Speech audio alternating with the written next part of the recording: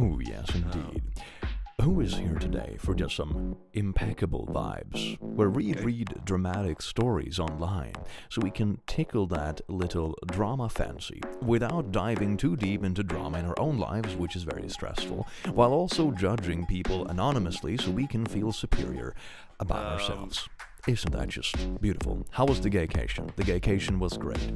Lots of gay and lots of cation, as it is. But what happens on gaycation stays on gaycation, as we all know.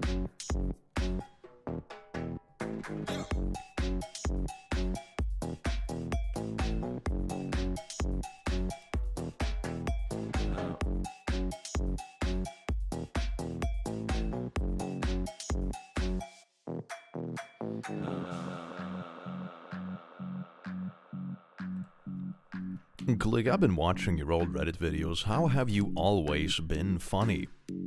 Man, I remember when I watched some of my old Reddit videos a while ago. And it was painful. It was painful. Dear God. But I think also we are our own worst critic. Like when I watch my old Reddit videos, I just see like how weird of a rhythm I had. Man, times change.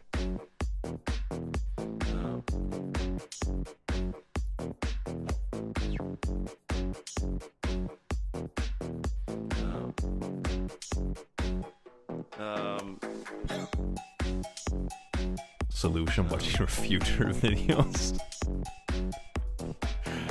Yes, the easiness. Alright, let's see. Can I change the scenes without breaking everything? Let's see if the chat and everything works today. I am a professional streamer. Oh my God, it works. Look, it actually looks okay. Welcome in, you wonderful, beautiful beings. I hope you're ready for some juicy Reddit stories. I have missed you. I was away on gaycation for a bit. I was hoping, actually, I had such a good video idea, but the weather was too bad, so I had to record it when I got back home instead. But I was skiing for a few days, which was really fun, really nice. I smacked my shoulder, so but nothing serious. It's just a bit sore. And I was hoping to like literally climb the mountains one day and record a video of introvert memes and be like, oh my God, I became a hermit to read introvert memes. It was really funny. But then the weather was so shit, so I couldn't do it. It was such a bummer. So instead I did it in the forest when I came back home instead. That video should be out in a few days. So that's a gorgeous thing. Sometimes the weather just isn't on your side. It's a bummer. Sam, thank you so much for being a lasso. And Frey, thank you so much for gifting 5 memberships. You wonderful, beautiful bean. And Aja, thank you so much for 27 months. That's way too long. Oh, this is a nice surprise. Aren't you a nice surprise? Welcome in, you beautiful bean. Clicky looks so nice. Oh. You're gonna make me blush. Stop it. Wedding editions, as I'm struggling with a breakup. This is either the best idea or the worst idea. Happy day to everyone from a heartbroken lesbian. I mean, yeah, it can either remind you of bad things, or it can be incredibly cathartic. I think it's a bit of a 50-50. It's like with Insane Parents videos, you know. I know some people tell me that I can't watch Insane Parent videos because they remind me of bad shit. Right? And some people are like, this is the most cathartic thing ever, I love it. So I think it's a really very 50-50 thing, depending on like who you are and what mindset you're in. Got an interview in about an hour because apparently 2 jobs ain't enough in the US, ain't enough to survive. Yippee! I love our economy. It's so fun. Ooh, whoa. One thing I managed to do, which was really fun, because I think I don't really do this a lot. It was just so perfect. Like I had, Tesla has been doing really poorly because Muskie Husky is a silly bean, right? I mean, the stock market in general has been a bit fucky, but Tesla in particular, I think it's lost like almost 50% in this year alone. It's absolutely amazing.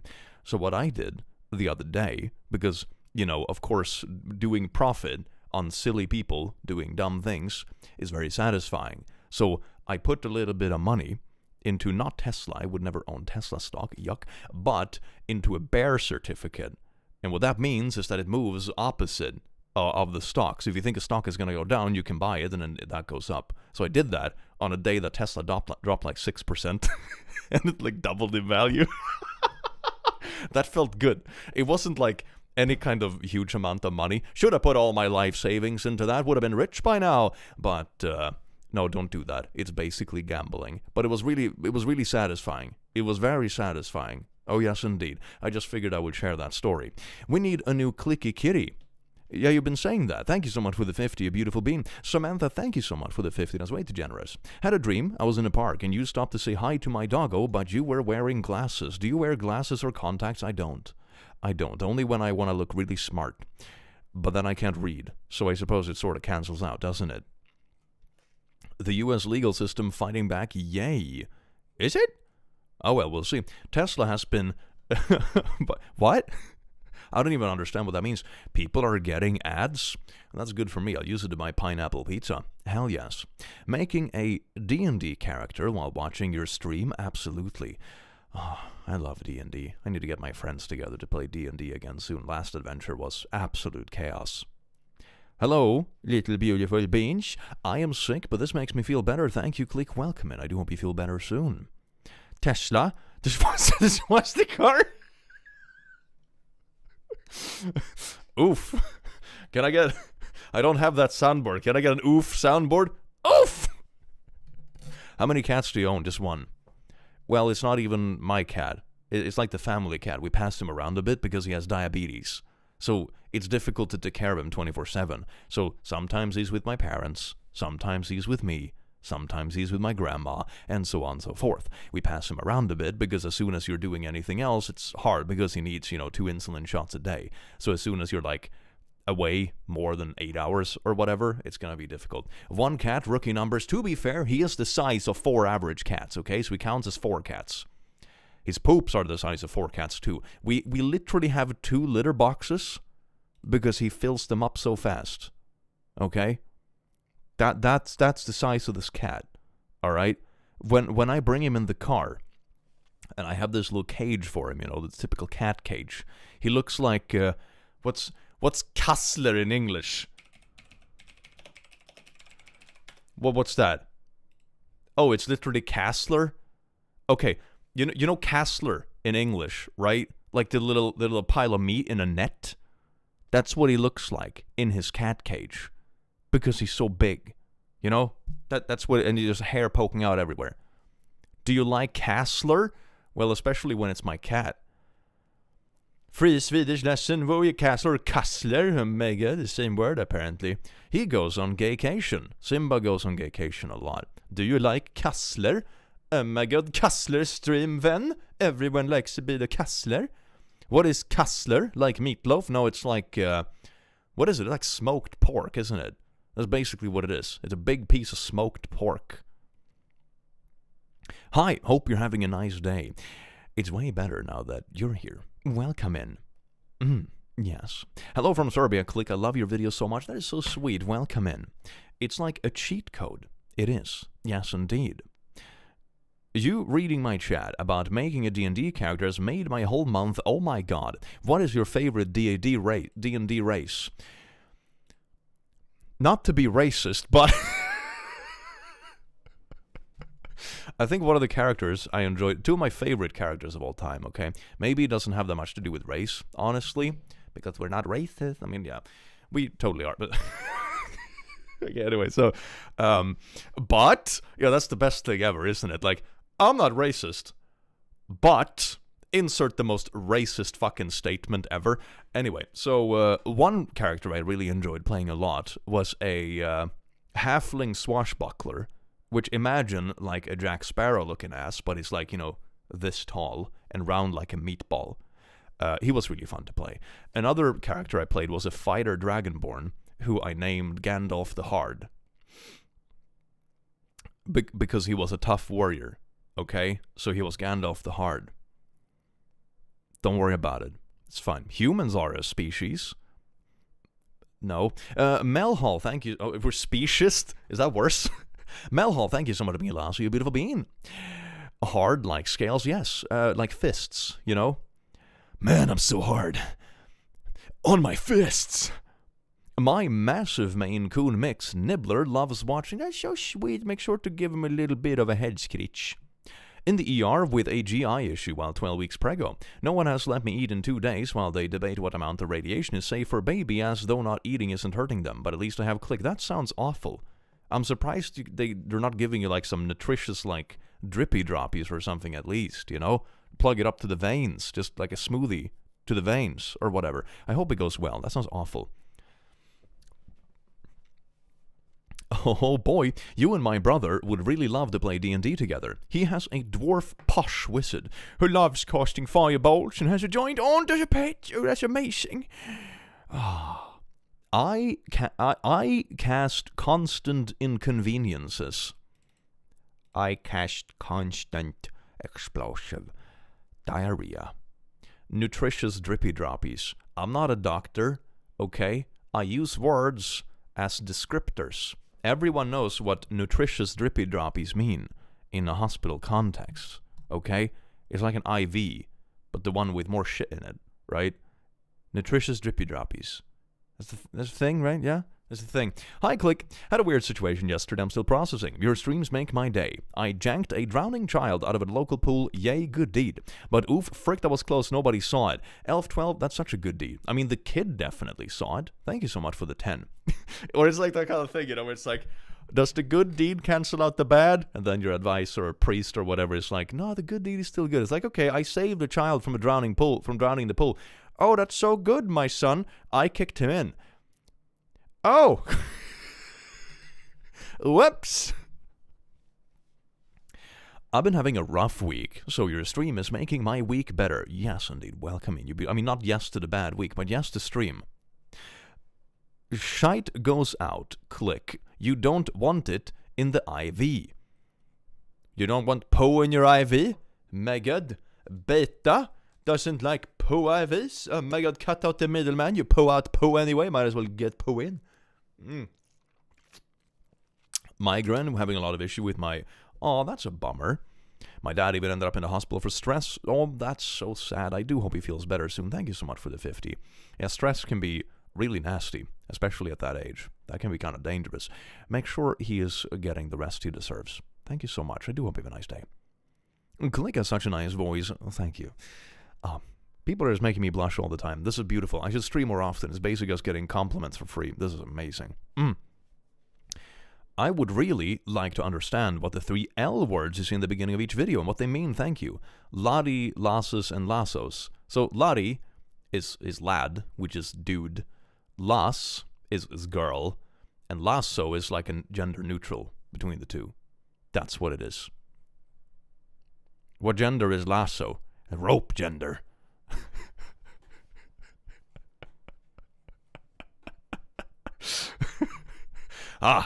Tying people up. My favorite gender. That sounds a little bit unhinged, doesn't it?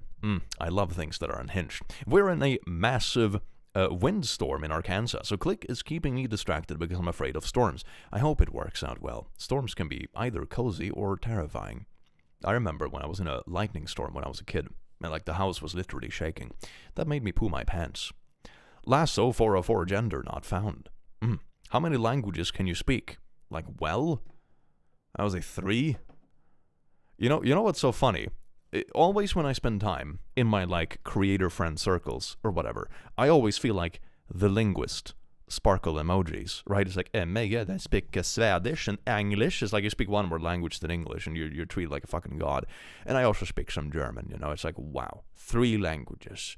And then whenever I go traveling in Europe, it's always like, oh my god, you know, I speak like 8 languages. You know, my mom was from Schluppliglupp and my dad was from Hupplidupp. And then I've been traveling through Glupp and Schmuck and Gurbel. So I speak this. What? Huh? That's astounding. It's astounding. Imagine, I can barely speak one. Video in German when... Oh yeah, that would be interesting, wouldn't it? I could do... What's the subreddit called? r/ish IRL? Isn't it something like that? There is a German subreddit for me IRL. What's it called? No, it's like... ish IEL. Oh, that's beautiful. We can do this. We can check this out, chat. Check this out. We can do this for a video.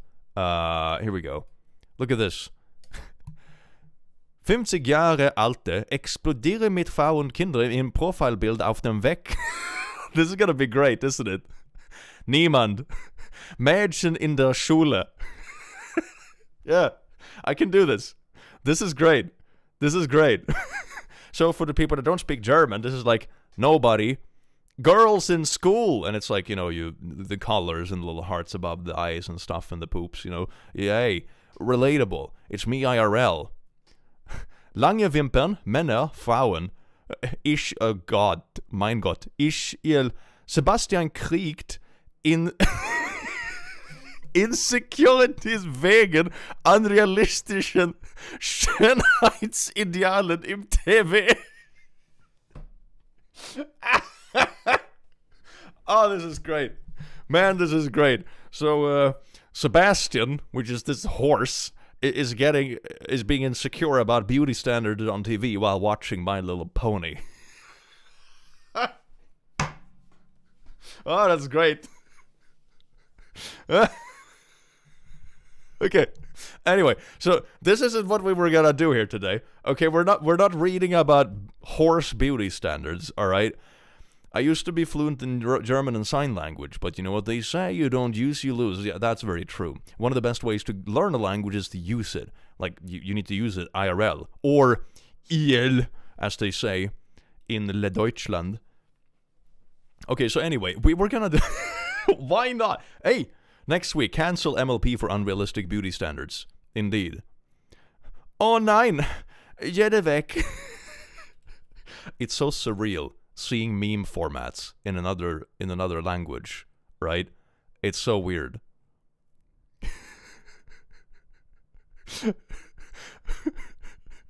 Röstzwiebeln. Oh, I know what this is. This is roasted onion. Wait, is he gonna... Na los, Diggi. Du bist erwaschen. Wir soll dich aufhalten. Snack die Zwiebeln.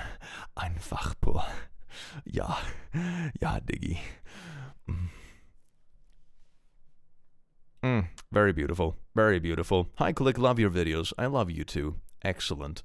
So they're making memes about roasted onions. This is great. Anyway, so we're gonna read some r/AmITheA. Isn't that great?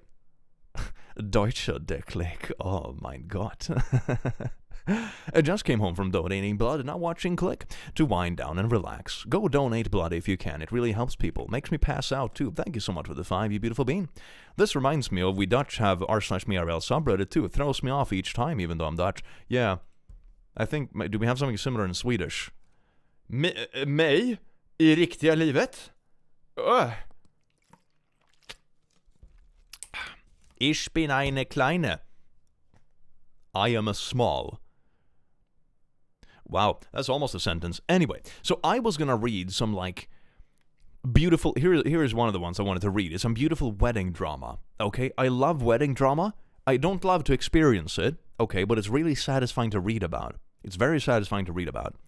AmITheA should learn more Swedish. Welcome in, you beautiful bean. I'm doing well. Thank you. Am I the butt for refusing to help my best friend with her wedding because she didn't make me a bridesmaid? Wait, she's your best friend and she didn't make you a bridesmaid? Like, we're not even talking about maid of honor or something like that. Like, that's fine, you know, if you have like a group of 5 besties that go way back, and it's like, oh, you pick one for your maid of honor, and then the rest are bridesmaid. Like, that's fine. You know, not being the maid of honor or like, you know, the best man or whatever. That's fine. Who gives a shit? But not even being a bridesmaid? Bruh. I need to go sleep and click his live sleep, can vet. Oh my god. Really want to say thanks and the community for helping me show about different sexualities. Happier now I can identify as demisexual. That's really sweet, Mass. Thank you so much for the 5. Guess they're not besties. Oh my god, they were romance. My best friend, 24F, we'll call her May, and I, 24F, have been close since middle school. We have talked about being in each other's weddings, so when she got engaged last year, I assumed I would be a bridesmaid. She recently asked me to help with the wedding planning, but when she showed me the list for her bridal party, I was not on the list. I asked why, and she got awkward and said that she had to make some choices. The party included her sister, her fiancé's sisters, and a few newer friends she's known for a couple years. She wanted a small party. Well, it sounds like your oldest bestie should be included in the small party, especially as it's like other friends there too.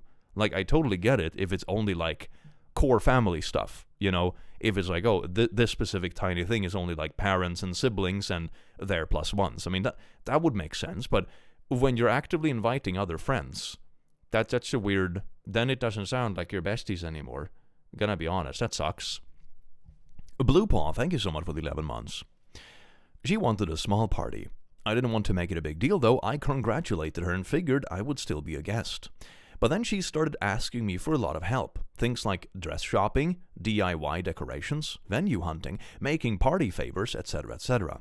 Oh, it's beautiful. It's like at work, when you get a promotion, but so you have more responsibilities, but you don't actually make more money. So it's like a promotion. It's just free labor.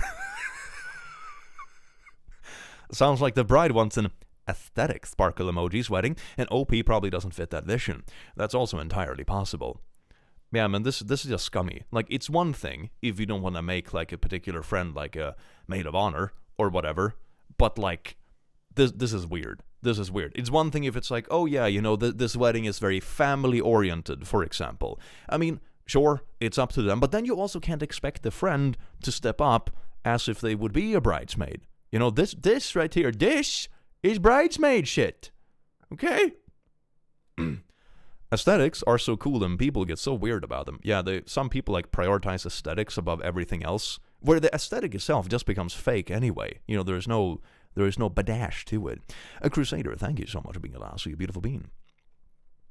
My bestie said, you can never be my bridesmaid, as I know you hate formal wear. Just don't show up to my wedding in a Hawaiian shirt and sandals with socks.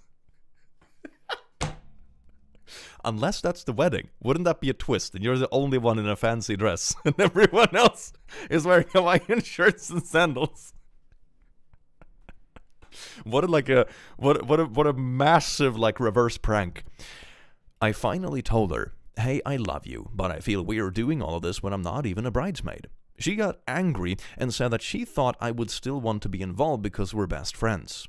Oh, it's like one of those like one-way street relationship sort of things. That's great. You should do this for me because we're friends, but I'm not even gonna invite you because we're friends.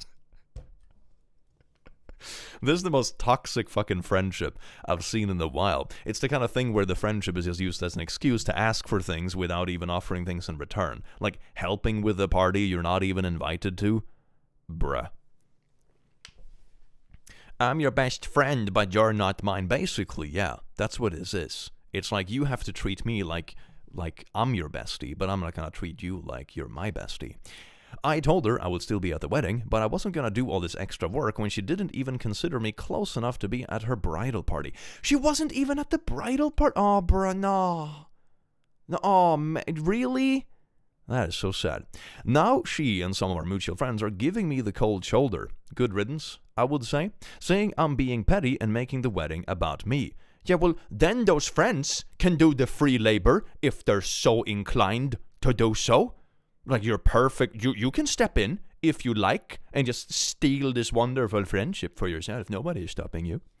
But I am not going to be doing bridesmaid level work if I'm not one. Am I the butt? No, you're not the butt. This friend is being ridiculous. And the other friends that take their side, I wonder if they got like a twisted side of the story. That is oftentimes the case, where like the bride, in this case, give them a very cherry-picked version of reality, and then people get on their side even though they only have like a portion of the story. I can't believe YouTube hid this live for me for nearly 25 minutes, but still, we move. Anyway, how are you, you beautiful being? Way better now that you're here. Thank you so much for the 5, Suki. Elf12, thank you so much for gifting membership. A friend wants a free wedding planner. Basically, that's what it is, and holding the friendship over their shoulder. I am not going to invite you like you're my bestie, but I still expect you to work at my wedding like you're my bestie. Everyone has me as their bestie, but I'm very selective about my besties, but everyone thinks I am the bestie. Yikes. Not the butt. She wants free labor from you. She's trying to enlist your help because her bridesmaids probably have either already said no, even though that's their job, or because she doesn't want to burden them with the menial task she wants to dump on you. Then she got angry when you stood up for yourself speaks volumes. Good on you for not letting her use you. Yeah, this comment is pretty spot on. Thank you so much for the 21 months, you beautiful being. Boop. Click. Your videos remind me how much people suck. I can reinforce why I'm a hermit. Well, is what I usually say. The thing that goes for like any media, and this goes for news, this goes for like trendy posts online, it goes for TikToks, and it even goes for my videos, is that the stuff you see presented in media context is either because it's a big news story, which is usually something negative, or it's because it's so ridiculous that it completely stands out of the norm, so it's entertaining. Like, if you watch one of my videos, for example, I recorded the video today, actually, about nice girls, and, you know, specifically nice girls on dating apps and stuff. And if you watch this video and think that's the norm for dating, then you would never want to go outside again, because those people suck really bad, right? It's important to remember that this is, like, the worst there is, right? It's not representative of the average. Like, I've been to a few weddings in my days. Nothing has been like this, right? Like, this is the 1% of the extreme BS. And that goes for most things you see in media. That's part of the charm with media. You get to see like the most extreme and entertaining parts of reality, but it can also very much skew your perspective and make it very negative. So yeah, not the butt. I had another really good one. Let's see. Here. Am I the butt for not letting my husband attend his sister's wedding? This sounds like the branding. It's a bit of a spoiler, right? The tag here is already not the butthole, but the title sounds very buttholey, right? It's like, no, you can't attend your close family member's wedding. So I'm expecting there to be some insane twist. It's like, oh my god, it's a very yeehaw wedding where they keep the best genes in the family. Extremely disabled posted, I hope my friends never cut me out of their wedding because of it. 2 weeks later, one did that. We're not friends anymore. Perfectly valid. Cut them off. That sounds disgusting. My husband, 31M, and myself, 28F, are expecting our first child this May, 2025. We found out very early in September, 2024. We did not keep this a secret from anyone, and in fact shared the news in person with his family and my family on the day we found out. During this period, his sister, 29F, okay, so the sister is his younger sister, but 1 year older than her, was getting to know someone and getting engaged in October 2024. It's a sort of arranged marriage, as she was set up, and decided to get engaged only after 3 months of speaking to the guy. That's moving pretty fast. Her parents, my in-laws, were happy that she liked him, and wanted to quickly move forward. She's been wanting to get married for the past 5 years. After the engagement party in October, there was a brief discussion of when the wedding would be. Thank you so much, Japanese, for the 2. My friends who got married did it in secret. Yeah, I've heard a couple of those ones too, especially when people get remarried, if there might be like a bit of family drama and stuff left in the picture. I know some people that just like traveled abroad for like a marriage, only the 2 of them. Hello, Click. Gonna listen to your sultry Swedish tones while I cook. It sounds beautiful. Munch very good. His sister had mentioned that she wanted to be married by no later than April 2025. After our initial OB visit in September, my husband had mentioned to his parents that I would not be able to travel after 34 weeks as per the doctor's orders. His mothers decided to ignore this information and not address it. Wait, what? Okay, so they are expecting a baby, right? And they said they're gonna be married by April, but they have had a baby, so they can't travel during that time because they just had a baby, right? Am I understanding this correctly? That sounds pretty reasonable, right? So now I'm guessing the family wants the husband to travel alone and leave his wife alone that just had a baby. I'm guessing that's what's going to happen. His sister and mother decided to plan to have the wedding in April 2025, even they had not booked anything. Oh, okay, so they're just going ahead with this, like, quirky idea for no reason when they know it's gonna exclude people in the closest family. That's okay. Wife alone that is about to have the baby, no? Oh yeah, maybe, yeah. Travel after 34 weeks? Wait, well, I'm a bit confused. When early September, oh yeah, they're expecting it in May. Okay, yeah, you're perfectly correct. Okay, so the wedding would be just like a couple of weeks or something like that before they're due. Yeah, that's definitely like within the frame that you shouldn't be traveling, right? Like you're expecting within like a few weeks, you know, you should not be traveling. It could be an early arrival, there could be complications, you know, no, you don't travel that close, okay? So 34 weeks of pregnancy, yeah. Nah, that's and leave her alone with it. Like, man, come on, you're gonna have an arranged wedding with a guy you barely know that you've talked about 3 months, and you can't wait just another couple of months for it. You know, you have to be married within 3 months of dating. And now they're gonna make this really weird thing about leaving this wife alone while basically giving birth, and everyone is away at this wedding. Oh my god. What happens if you give birth on a plane? I hope I never find out. I guess they would be forced to land because it's probably a medical emergency. His sister and mother decided to plan on having the wedding in April 2025, even though they had not booked anything. So, like, nothing is set in stone. It's not like they're losing money for canceling this thing. His sister's fiancé lives in Texas, a 3.5-hour flight away. I briefly mentioned that I would not be able to attend in April, as they would be too close to my due date, but wished them all the best in their planning. Yeah, makes perfect sense, especially with destination weddings. Like, you cannot expect everyone to show up, especially if you're not flexible with the dates, right? Like, this is a pretty valid excuse to not go on a destination wedding, right? February 2025 rolls around, and they decided to have the wedding this upcoming April 19th, 2025 in Texas. So it's even April 19th. It's pretty, like, late in the month, right? So this is really, really, really close to the due date. I tell my husband that because I will be almost 37 weeks pregnant, that we would definitely not be able to go. A month prior, during a huge fight we had, his mom had told him it's okay if I don't go, but that he would have to attend. Oh yeah, just literally leave your wife home alone, potentially going into labor, without anyone to be there with her, you know, because literally the whole family is gone. And, you know, no one to drive her to the hospital or any... Really? What a trash mom. What an absolute sack of poo. Oh my god. Man. At the time, I was not opposed to it, as I thought it would be fine. I would not be fine with it. This is absolutely insane. No.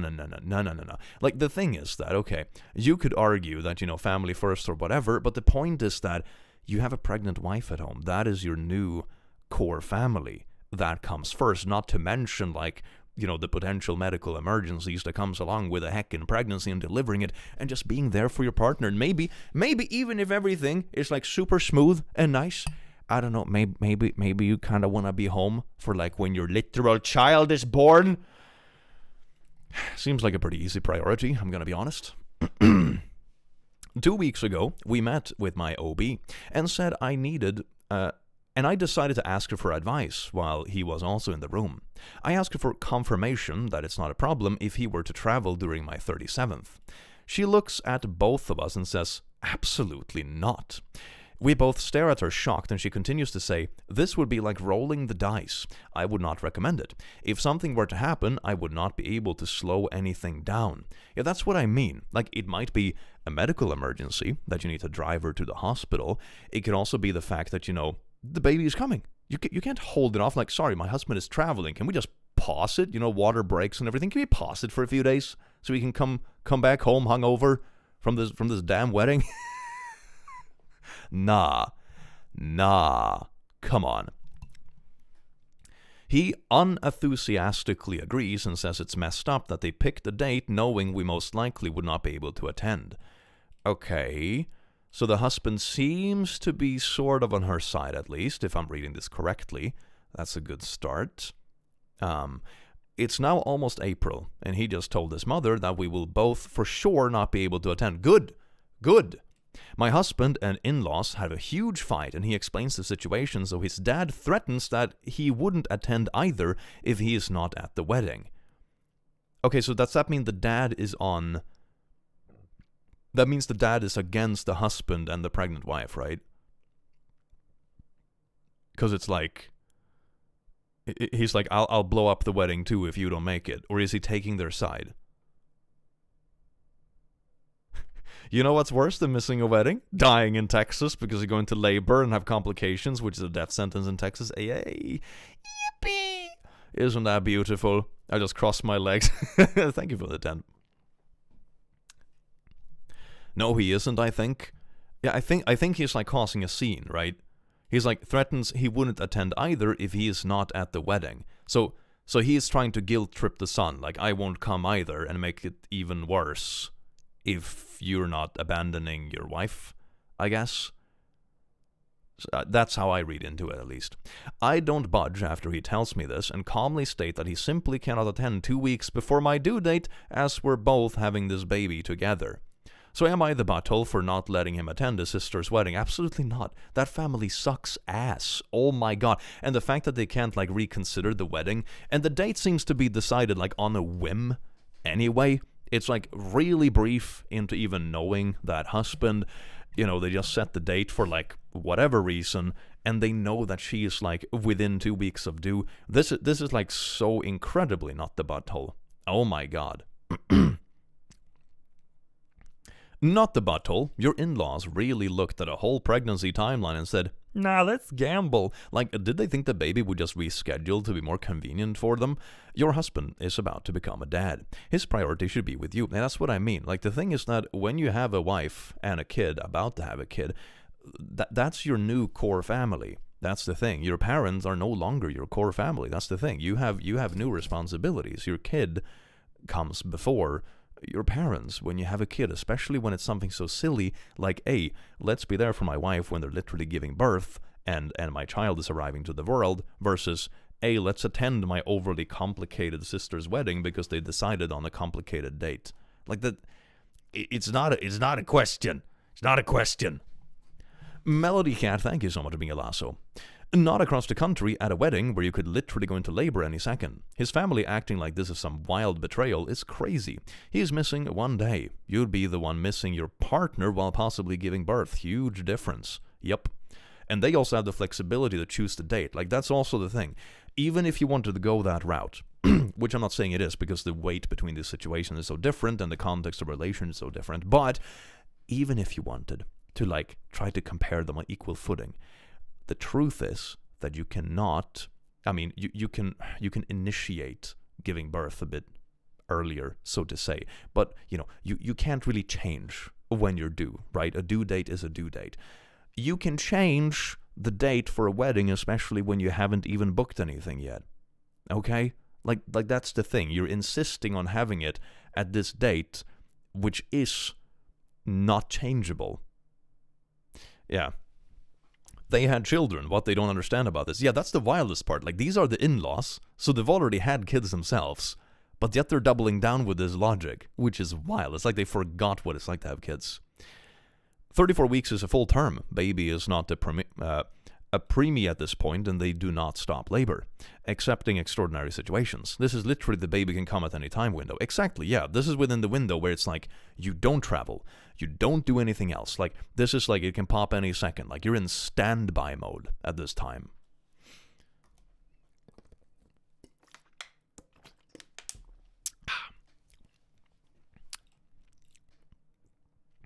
Not the butthole. If your husband is not 100% in agreement that he cannot be traveling for a wedding 2 weeks before your due date, he is not ready for parenthood.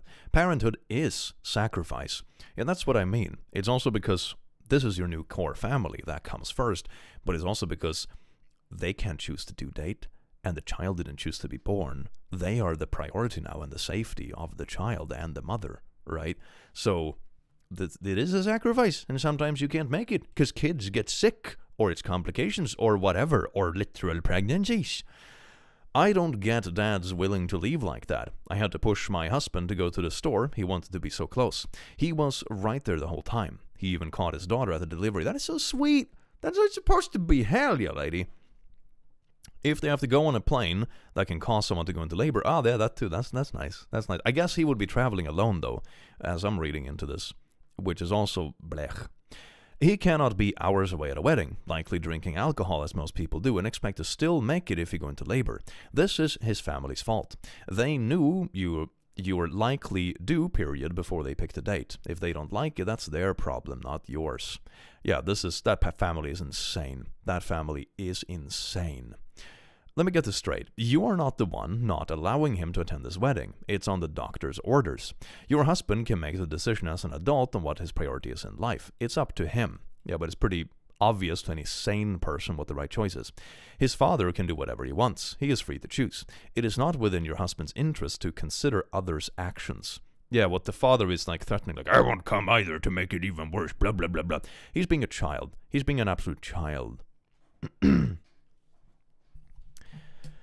When I was born, my dad's boss was the first person to visit my mom in the hospital. I still have the soft toy he brought me. Oh, it's a toy. My dad wasn't there for my birth, but that's because he was working hours away and my mom was safe because she was staying with her family. Yeah, but then it sounds like it was kind of like planned. You know, it's like, oh, it can happen at any time, but we still need to make the bread for the family, you know, so we'll make sure that there are multiple people around that can help and stuff. So that sounds more like planned. It doesn't sound like, hey, let me just randomly leave, you know, for no good reason. Oh, man. Do we have more, like, juicy wedding stuff? I'm kind of into the wedding stuff. Oh, here's another... Oh, my God, there are so many wedding stories. I love... Okay, here's another wedding one. Would I be the butt for not going to my sister's wedding because her venue is not wheelchair accessible? That sounds like it would be an easy fix. I mean, depending on the venue, but that sounds like it would be an easy fix. Not gonna lie. My 24F sister, 30F, is getting married soon. I'm very happy for her, and there are no issues between the two of us. She really wanted to get married in a specific location, and she got it, which is great. But that location is pretty much not accessible to wheelchairs. I have a significant disability, paraplegia, and cannot move at all without a wheelchair, so going there would be tough. Okay, so the location isn't specified, but I'm assuming it's something that isn't, like, easily accommodated.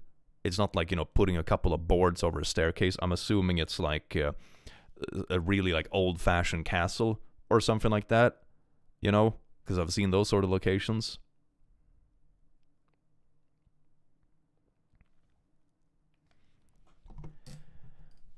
Not the butthole, no need to read. Yeah. Exactly. It's like, if the place literally isn't built for it, it's like, man, no. She told me that I could be carried up any stairs and then stay at the tables. But that's not something I'm comfortable with. No, I don't think most people would be comfortable with that. Like, hey, carry me around. And it also means that someone else would have to be the carrier, right? And she would also be stuck at a table until the carrier happens to come around, whoever that will be. And what happens if the person who's supposed to carry her forgets about it or gets a bit drunk or what? Like, no, this isn't, what, are you going to hire someone to carry? Come on. Nah. So she would rather dehumanize her sister and pick somewhere her sister could properly exist. Yeah. It doesn't. This isn't the most like you know, um, what's the word? I'm not finding the word for it, but it's very dehumanizing is probably a good word for it. It's probably a good word. Getting carried is very uncomfortable and dangerous, not to mention like very silly, especially when done repeatedly by someone that isn't used to doing it. And when there's alcohol. Like what? Are you gonna have like a designated driver, designated carrier? Bruh, infantilizing? Yeah, basically, yeah. And I really don't want to have to be carried to the toilets at a wedding full of strangers. Yeah, that's also the case. Like, if you just need to get up, or, you know, you want to just get away from a table because it's awkward, or you need to go to the bathroom, or you feel a bit sick, or whatever, are you really gonna call on your carrier like, hey, carrier, I need to take a shit, can you carry me to the toilet and put me... Really? Really? Maybe we should just start with wedding diapers while we're at it, or even worse, have an accident. Then I also wouldn't expect people to just sit with me while the celebrations are going on. But the idea of sitting there and watch for hours feels wrong, especially that after a few hours the sitting hurts a lot and skin becomes a concern. But I wouldn't ask someone to leave the wedding just for me. Yeah, that's like also a thing. Like, are you actually gonna... Have you thought through who you're gonna dedicate to this? Like, even if she were to agree to this, which is a very big if, you know... Nah. And would you trust that person not to like fall over or hurt her or, you know, not be too drunk or whatever? Are they gonna be sober the whole wedding? Like, they're no, come on. Such a disgusting stance to take for someone you supposedly love. Yeah, it is. It's like, can't you just fix your disability because I wanted to be in this place? I mean, then you just have to accept that, you know, then you have to admit that the sister isn't the priority in the wedding. And it's like, I'm gonna go with this place anyway, even though you can't make it. Like, at least be honest about being a butt. I'm not upset about the fact that they picked the venue. It's their day, and I don't expect them to plan it based on my needs. But I also don't think she understands that it's not as easy as she thinks. There are so many things that could go very wrong. Yeah, she's being very silly. Like, and I think the sister is being perfectly reasonable. It's like, no, I'm not upset that they picked something in particular that I can't go on. That's like very not the butthole thing. It's like, no, it's their day. They're allowed to do what they want. It's not like the sister in this case is demanding. It's like, no, you have to pick another venue. They're simply saying that, no, it's fine if you pick this venue, but I cannot come if you pick this venue. It's the same thing with many situations with this kind of stuff. You know, if someone picks a very expensive destination wedding, it's like, yep, I'm on a budget. I can't come. You're perfectly allowed to do this if this is what you want to do, but you can't count on me. You know, this goes for many situations, and she's not being demanding about it. She's like, yeah, it's your day. You can do it. I'm happy you got the venue, but the venue literally isn't accommodating for me. Like, there's no way around it. So, very not the butthole. Very not the butthole. I intended to get them a nice gift and propose to maybe spend quality time together afterwards or before. That's so sweet. Yeah, this sister sounds super reasonable. One of my cousins told me that it's just one day and that it's very important for my sister. She has to make an effort to get out of my comfort zone. Ah, yes, indeed, magically fly out of the wheelchair. Why don't you just do that? Don't you realize it's their special day? Diskustang. But I feel like endangering my health isn't as simple as getting out of my comfort zone. No, this is like getting into physical danger zone. So would I be the butthole for not going? No, they're insane. They're insane. A lot of families out there really suck, man. God damn. If the cousin doesn't volunteer to help OP, they can shut it. That's a good point. That's the best comeback to this. If the cousin says it, like, oh, are you gonna be my dedicated carrier? Maybe they can have one of those like royal throne carries, you know, when you have 4 people carrying it with sticks. One of those like golden throne things. Maybe they can do that. Oh my god. As someone who works in accessibility, this kind of stuff upsets me. The sister is basically saying she should be okay going without her legs all day. Basically, yeah. And like, are you really gonna have some stranger like haul you to the bathroom during a wedding? Not to mention the dependency. What happens if the hauler goes away and get tipsy and forget about you and you're just stuck at a table for 2 hours? Like, come on, man. Really? And not to mention the dangers, like, ooh, imagine getting dropped down a bunch of stairs in an old-timey castle. That sounds fun. Wow. I'm officially allowed to eat the ER? Yeah, hell yeah. As a person with family in a wheelchair, if I really want them to be at my wedding, I will choose a wheelchair-accessible location. Yeah, that's the thing. Like, you can choose one or the two. Like, if you really want this venue, which I'm not saying isn't like a valid thing to do, it's their day, and if it's like a very dreamy place that they have thought about for a long time, that's fine. But it's like the double thing where you pick a location that isn't accommodating, but then also demanding people that it's not accommodated for to go there. Especially when the people, like the sister, is being very reasonable about it. She's not demanding them to change location. She's just like, oh, well, I can't go there. Let's do something else before or after, with us. It's like, that's super reasonable, but they're like, no, you have to endanger your health to go to this poopy place. Man, especially if it's your sister who know you in a wheelchair. Yeah, exactly. It's like close family. They're supposed to know better than this. My God. Maybe the sis is like, it's my day and it's fine if you can't go, but here's my token, I wish you could go. Yeah, that would be fine. That would be perfectly fine. Like, and this sister seems to be perfectly on board with that. It's like, no, you don't have to adapt the whole day for me, but you also can't expect me to come if it's not accommodated in a way where I can actually go. That's perfectly fine. That's like a really good attitude to have. But the sister, the older sister that's getting married, is incredibly stinky. My God. This is a case where you can avoid drama so easily. Yeah, they just keep pushing it. They're like, but can't you just be carried around? Can we glue you on top of a donkey? And the donkey can carry you around all wedding. How about that? Wouldn't that be a nice humanizing idea? That sounds great. She doesn't even offer to carry up the wheelchair as well. Yeah, that's also wild, right? That's also wild. Yup, OP, you would not be the a-hole in this situation. You have more of a responsibility to yourself and your physical health and safety than you do to your sister's wedding day. For anyone who gives you grief about that, the argument you use is, they have picked a venue not accessible to me, so I can't go. It's not my decision whether to go or not. They made that decision for me by picking an accessible venue. That's a really good comeback. It's like, no, it's their choice. They picked somewhere I literally can't go, so they made the choice for me. Get out of your comfort zone. Just walk. So inspirational. It's like a bumper sticker. Have you tried just walking? Have you tried just getting good? Dear God.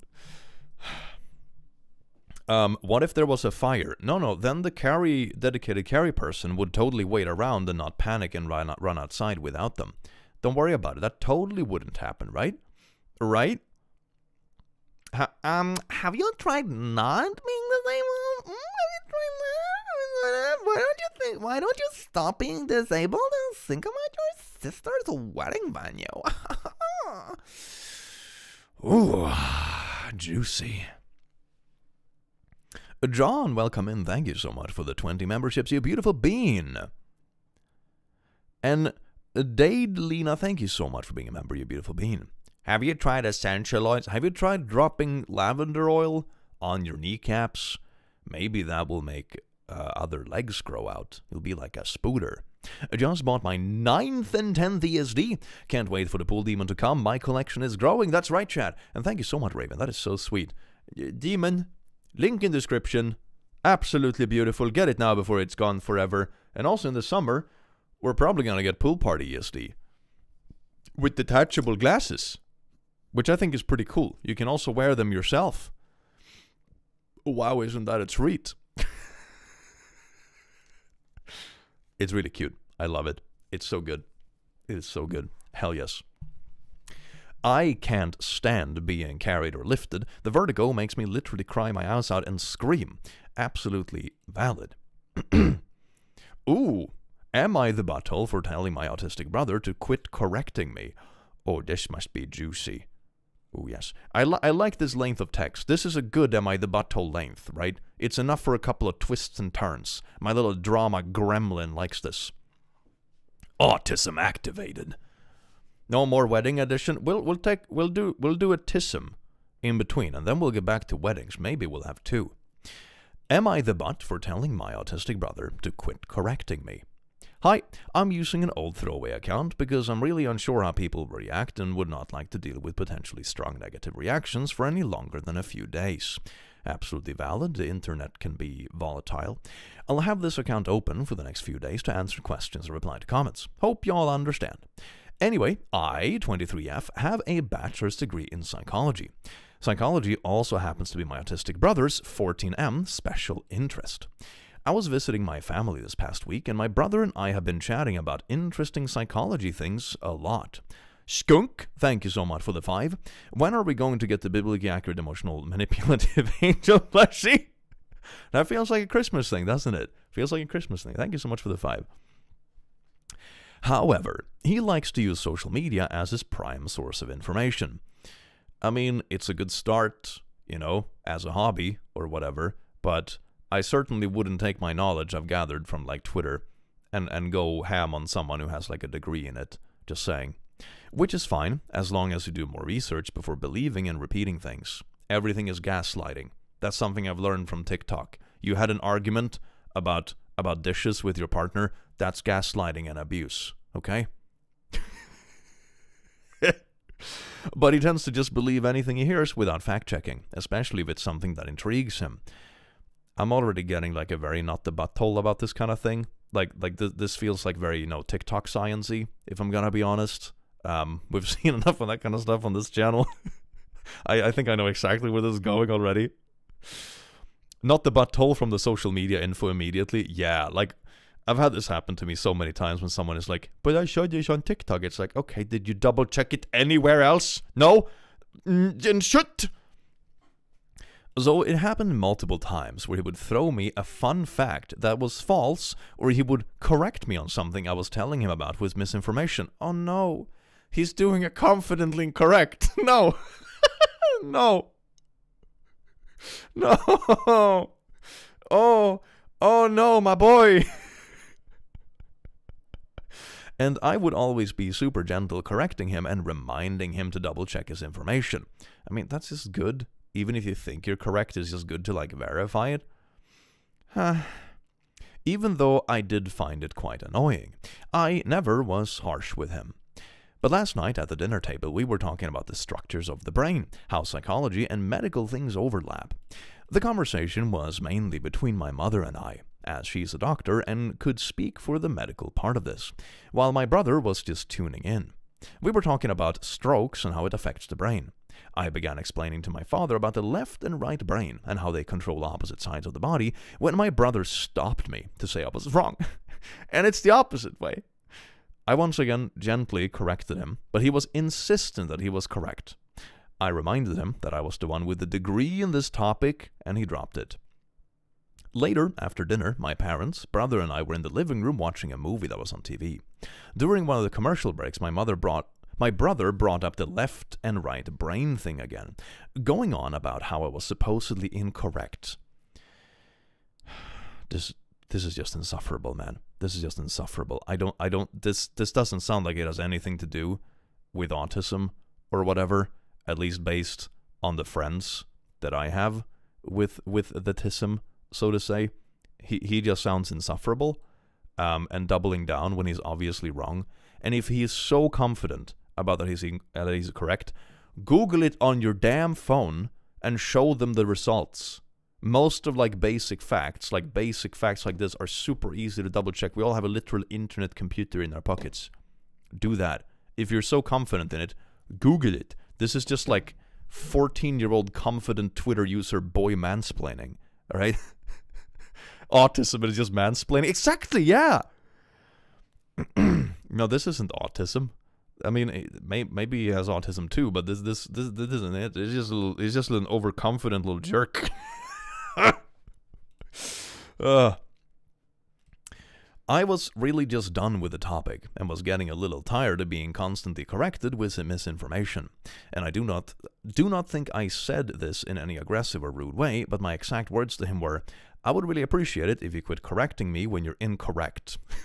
Post him on r/confidently correct. I'll teach him. Your source of information is random people on the internet. My sources are textbook, experimental documentation, and a DSM-5. My brother then stormed off to his room, upset by what I had said. And my mother had told me I should have just let him have his way because he's autistic and just a kid. This is like, this is the worst thing ever. Are you really gonna tell a 14-year-old boy that it's fine if he is incorrect and acting like a little pile of poo because he's just a kid? Imagine if the next day he comes back with like some fucking Andrew Tate grind university or whatever, and he's like, did you actually know that female brains are smaller than men brains? He's just a kid and he's autistic. Just let him ramble his shit. No, he's 14, not 4. Bruh. No. I mean, 14, you're in 8th grade in school. I mean, you're not that small anymore at 14, gonna be honest. No. Autism is an explanation, not an excuse. Yeah, it's an explanation to, like, for example, storming to his room. That could be explained with, like, difficult to regulate emotions or whatever. That's fine. But being like, you should excuse every bad thing he ever does because of the autism, it's like, no, that's a huge disservice to him too, right? Because instead of helping him with this kind of stuff, you're teaching him that lashing out, being incorrect, belittling others is going to be okay. You're basically teaching him how to become very lonely. Because when you grow up, when you become an adult, and this is what you've been taught, you're going to end up alone because no other adult is going to deal with this. This isn't anyone else's problem. If you ask like a stinky, then nobody's going to want to deal with you. Like, Jesus Christ. God forbid parents doing their job. Yeah, this is awful. What a shite mom. Come on. Mama is teaching him to become a fedora with legs, basically, yeah.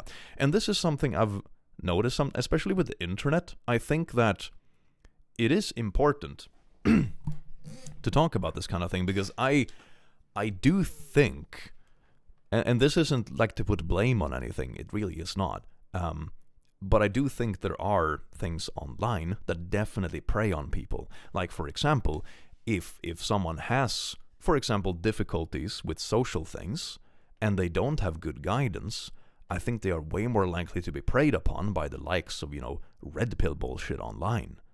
And this is sort of the business model. It's the same kind of like cursed backwards business model you have on, for example, Tinder. Tinder Gold wouldn't be a thing if Tinder was that good at finding you like your lifelong partner. They make money from basically keeping you single and keeping you swiping, or just doing casual hookups or whatever. In the same way, people that talk about, dating alpha male podcasts or whatever, that kind of stuff, they're banking on their audience staying in that bubble, No one who has like, a long-term happy relationship and married with kids and shit listen to this kind of garbage. It's preying on, oftentimes at least, it seems like it's preying on people who are struggling with things. And this, not like challenging this, it's like, okay, yeah, how long does it take until he finds like an alpha male red pill podcast? And then he starts believing that shit. Like, and then of course he becomes more insufferable IRL, so his friends move away. The women aren't going to want to deal with him if like he belittles them and mansplains their own majors to them. And then he gets more down this like rabbit hole. Like, dude, this is a huge disservice. This is such a disservice in so many ways. Like, this is how you send this 14-year-old kid down a pipeline. Dear God, man. And in no way was I trying to attack my brother or be selfish and full of myself. I genuinely just wanted him to have the correct information, but the constant correcting began to get on my nerves a bit. So am I the butthole? No, his parents need to, you need to correct him. Like, this isn't an excuse. You're gonna make him really alone, potentially send him down way worse rabbit holes online than quirky misinformation like left-right brain fun facts or whatever.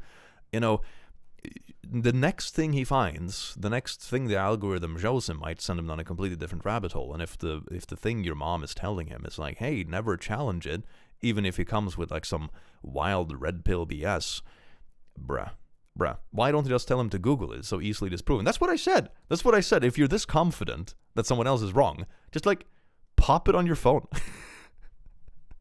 So no, this is bad, and I've been on the internet for long enough to know that when people start getting a bit isolated and stuff, which, having really poor behavior as you get older, other people may not want to deal with that. that's a really good way to get isolated, and you get sent down these rabbit holes online, because it gives explanations to why you are isolated that have nothing to do with yourself. So, nah.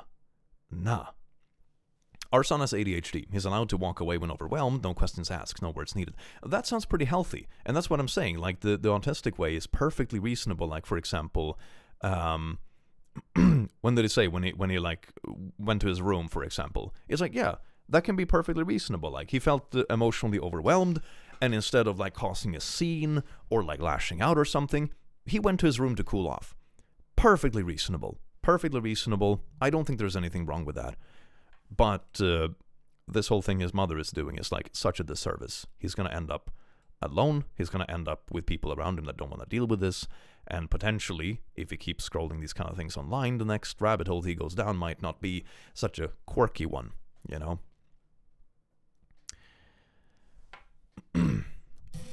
I used to not have help with forming connections and being social when I needed it. I ended up talking online with some very bad people because I had no one else. Yeah, that's what I mean. Like, there are so many things online that prey on the fact that some people don't have options. You need options, that's the thing. It's the same kind of thing in relationships, right?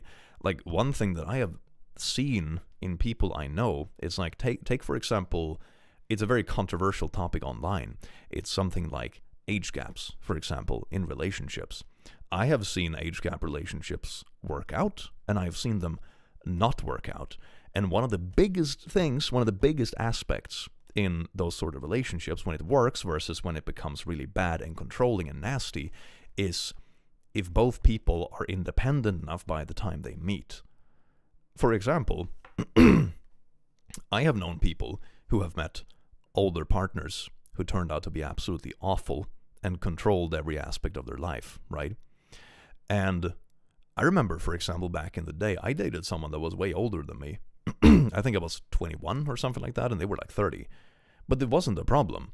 And I certainly wouldn't say it was a problem even in retrospect, because we were both completely independent. I had my own place, I was studying, we had our own money, you know, all that kind of stuff. So it wasn't like, you know, oh, fly over to my country and isolate from family and everything like that. Like, no, like everything was perfectly fine, you know? And lammkött. But I've also seen situations where those kind of relationships don't work because the older person is very specifically searching for someone younger because they know they're less likely to be fully independent yet. And that's what is important to look out for.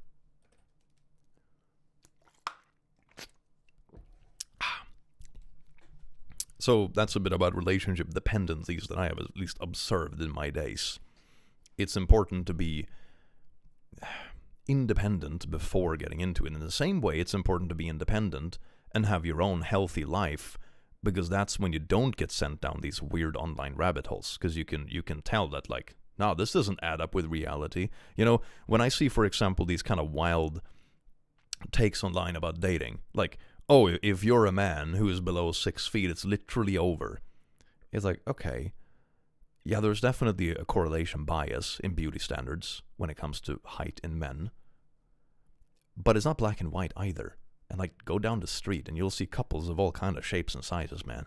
Like, it's like, there is a difference between like correlations in beauty standards, which are very much true, versus like black and white, that you're doomed forever if you don't fit into like one specific mold.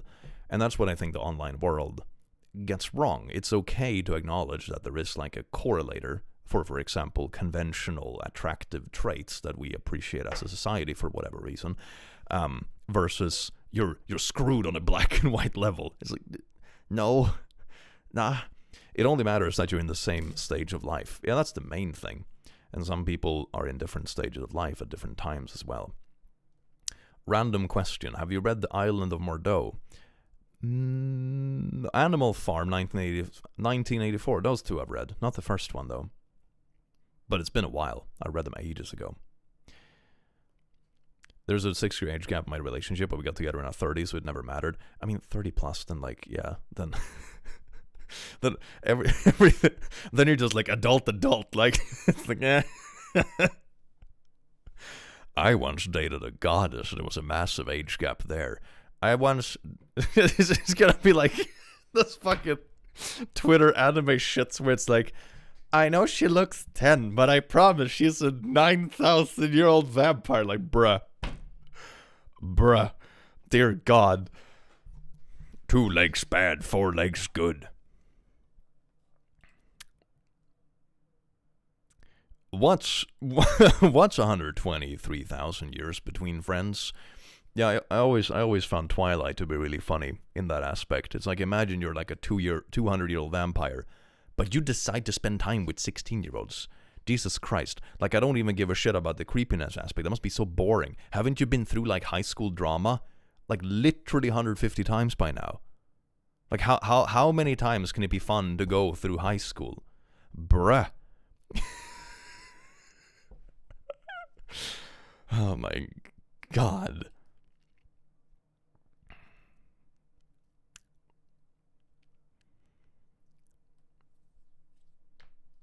I think maybe Simba isn't there today. I think, no, he's probably asleep now, because he's been munching. But anyway, yeah, this story, don't make him a disservice. Make sure he gets well adjusted to reality, etc., etc. Rabbit holes online do be a thing. Don't get him isolated on purpose, because at some point in life, you're going to be an adult, and the excuse that he's just 14 isn't going to be an excuse for being genuinely unpleasant. If you're genuinely unpleasant, it doesn't matter what the reason is. People aren't going to want to deal with that. So that is just a huge, huge disservice. You know, he's going to suffer later in life if you don't put a stop to that. Do we have more wedding? Wedding.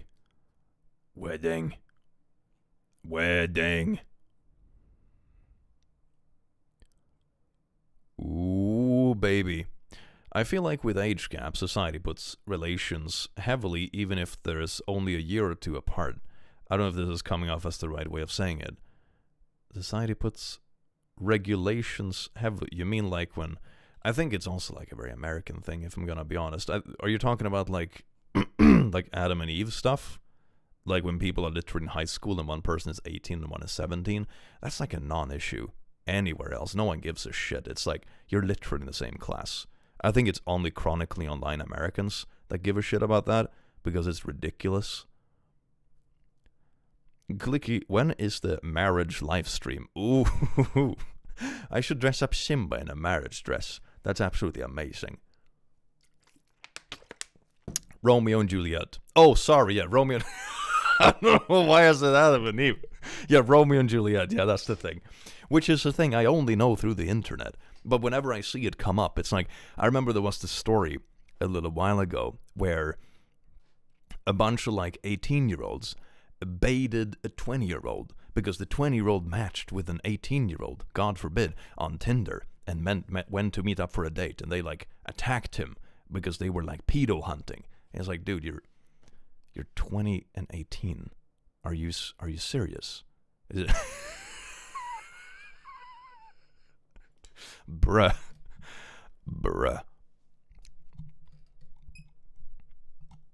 Wasn't Romeo 19 and Julie was 13? I mean, oh God, that doesn't sound good. Holy fuck. We're not talking, not like that. Oh my God. Poor dude. That's only like a 2-year age. It's like, oh my God. No, people are insane. That's the problem, right? That's the problem. Like, there are two sides of the discussion, right? One is the stuff I talked about, where it's like, it can be totally fine. It's just important that people are aware of, like, hey, there are people that specifically seek out people who are vulnerable to take advantage of, right? And one thing that people do that are kind of predatory is to, for example, look at people that are way younger. That is not always the case, but it's like one of those things. Like, it's one of those things to look out for. It doesn't mean that every age gap relationship is bad, but it's something to look out for, because some people that seek it out, that are older, are doing it with nefarious intention. That is why you should talk about it, and that's why you should inform people of what that looks like, versus like, you know, just happening to meet in like a healthy setting, and everyone is independent and happen to be adults and blah, blah, blah already, you know. Versus like this kind of ridiculous stuff that Twitter is doing, where it's like, oh my God, you're 17 and a half and you date someone that is 6 months older, holy po. Bruh. Yesterday, I completed my name and gender change to match who I really am inside non-binary, for my government to know. Feels unreal and amazing and unreal. Frick, just wanted Nita to share something. That is amazing. Hell yeah. Booyah.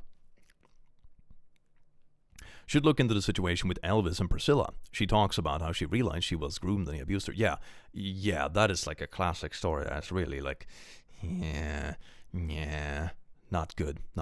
My gran wouldn't put up a swimming pool in 40-degree weather because the neighbors could see into the garden, and he is a pet. Ma'am, I'm 24. What was that like? What was that like a viral TikTok? That was like. As a 23-year-old minor? Oh, no. Oh, there are some r/AmITheA butthole post on Bridezilla. Oh, I want to check that out. Let's see. Let me do this. Bridezilla. Is that it? Oh, that's so beautiful. Bridezillas. Okay, let's see. I'm gonna sort it by like top. Maybe like this year, because I haven't really read this. Let's do month. Let's see, what do we got? Oh, this is fun. Yeah. This could be fun. Okay, let's do this. Let's try this. Let's see how it works. Booyah.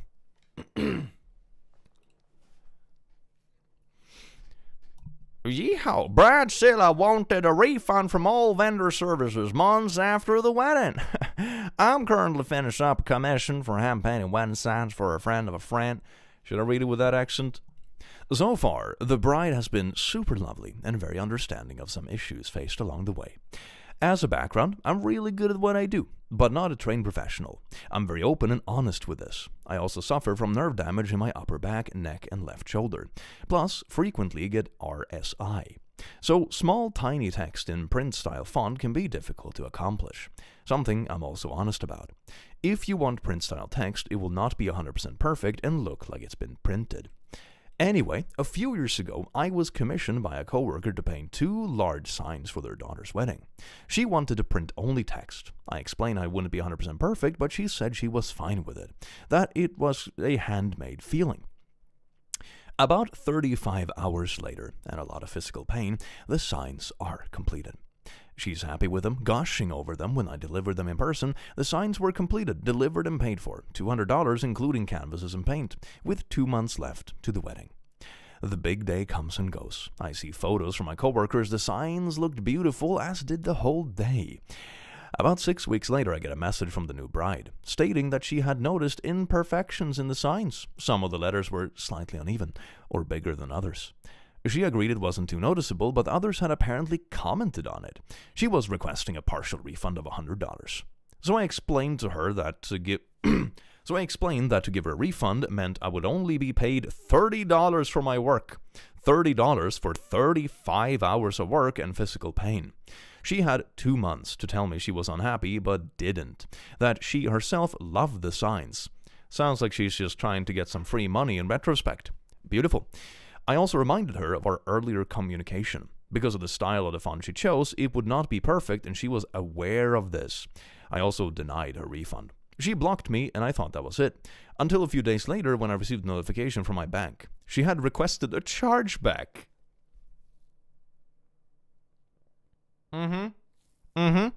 This was easily disputed with my screenshots of our conversation and photos of the actual signs. Her chargeback was denied. Good. Good. The bride is the butthole, who would have thunk it? That coworker stopped speaking to me at work. I figured that anyway. Turns out the new bride had requested partial refunds from every single vendor and service received for her wedding.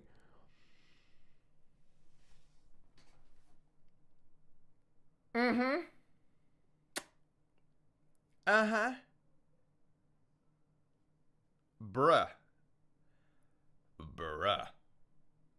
Oh my god. Oh, nah. The venue, the catering, the photographer, her hair and makeup artist, the list goes on. She had chosen to leave her job and become a full-time dog breather. it didn't work out. The majority of her wedding was paid for by her credit card. Now she was in debt, fighting with her new husband over the excessive spending. Apparently, he had given her full reign to do whatever she wanted as long as she didn't pester him with organizing it. Are there gonna be one of those couples that divorce after 6 months? Camilla, thank you so much for being an Obelasso. Hell yeah. The Lion, the Witch, and the audacity of this birch. To go into debt over one day is ridiculous in itself, but to try and scam small businesses and people doing you favors is another. Man, that's great. That's great. And it sounds like the price was like really cheap to begin with, like 35 hours of work for like $130 profit. You know, you can do the math, but it's not like work you do because the compensation is incredibly good, right? This sounds more like, you know, a hobby side biz kind of thing that you do for friends and colleagues, you know? So, man. Oh, man. That's embarrassing. Just arrived. Hi, welcome in Kasumi. I do hope you enjoy your stay. Man, what a sucky bride. Oh, wow. For a business to win a chargeback dispute is rare. Her card company must have seen what she was up to and taken action. Probably, yeah, because she probably filed like 30 chargebacks in one day. So they were like, nah, man, there is no way.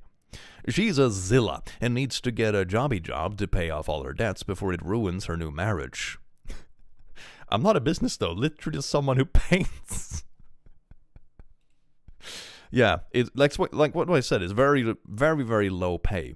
Very low pay. $3.7 an hour. So, I mean, this sounds more like passion project stuff, you know, to a friend price, kind of. So, yeah, they should get a jobby job to pay for the credit card for the weddy wed, so they don't breaky uppy. Should I have not gotten pregnant? Am I a bad friend? Rashib, ooh, this one is fun. It's like BFF fighting. I love that. Parafet, thank you so much for the 5, you beautiful bean. After years of you telling me how nice I smell, I can finally tell you how nice you smell. I did shower today. Thank you.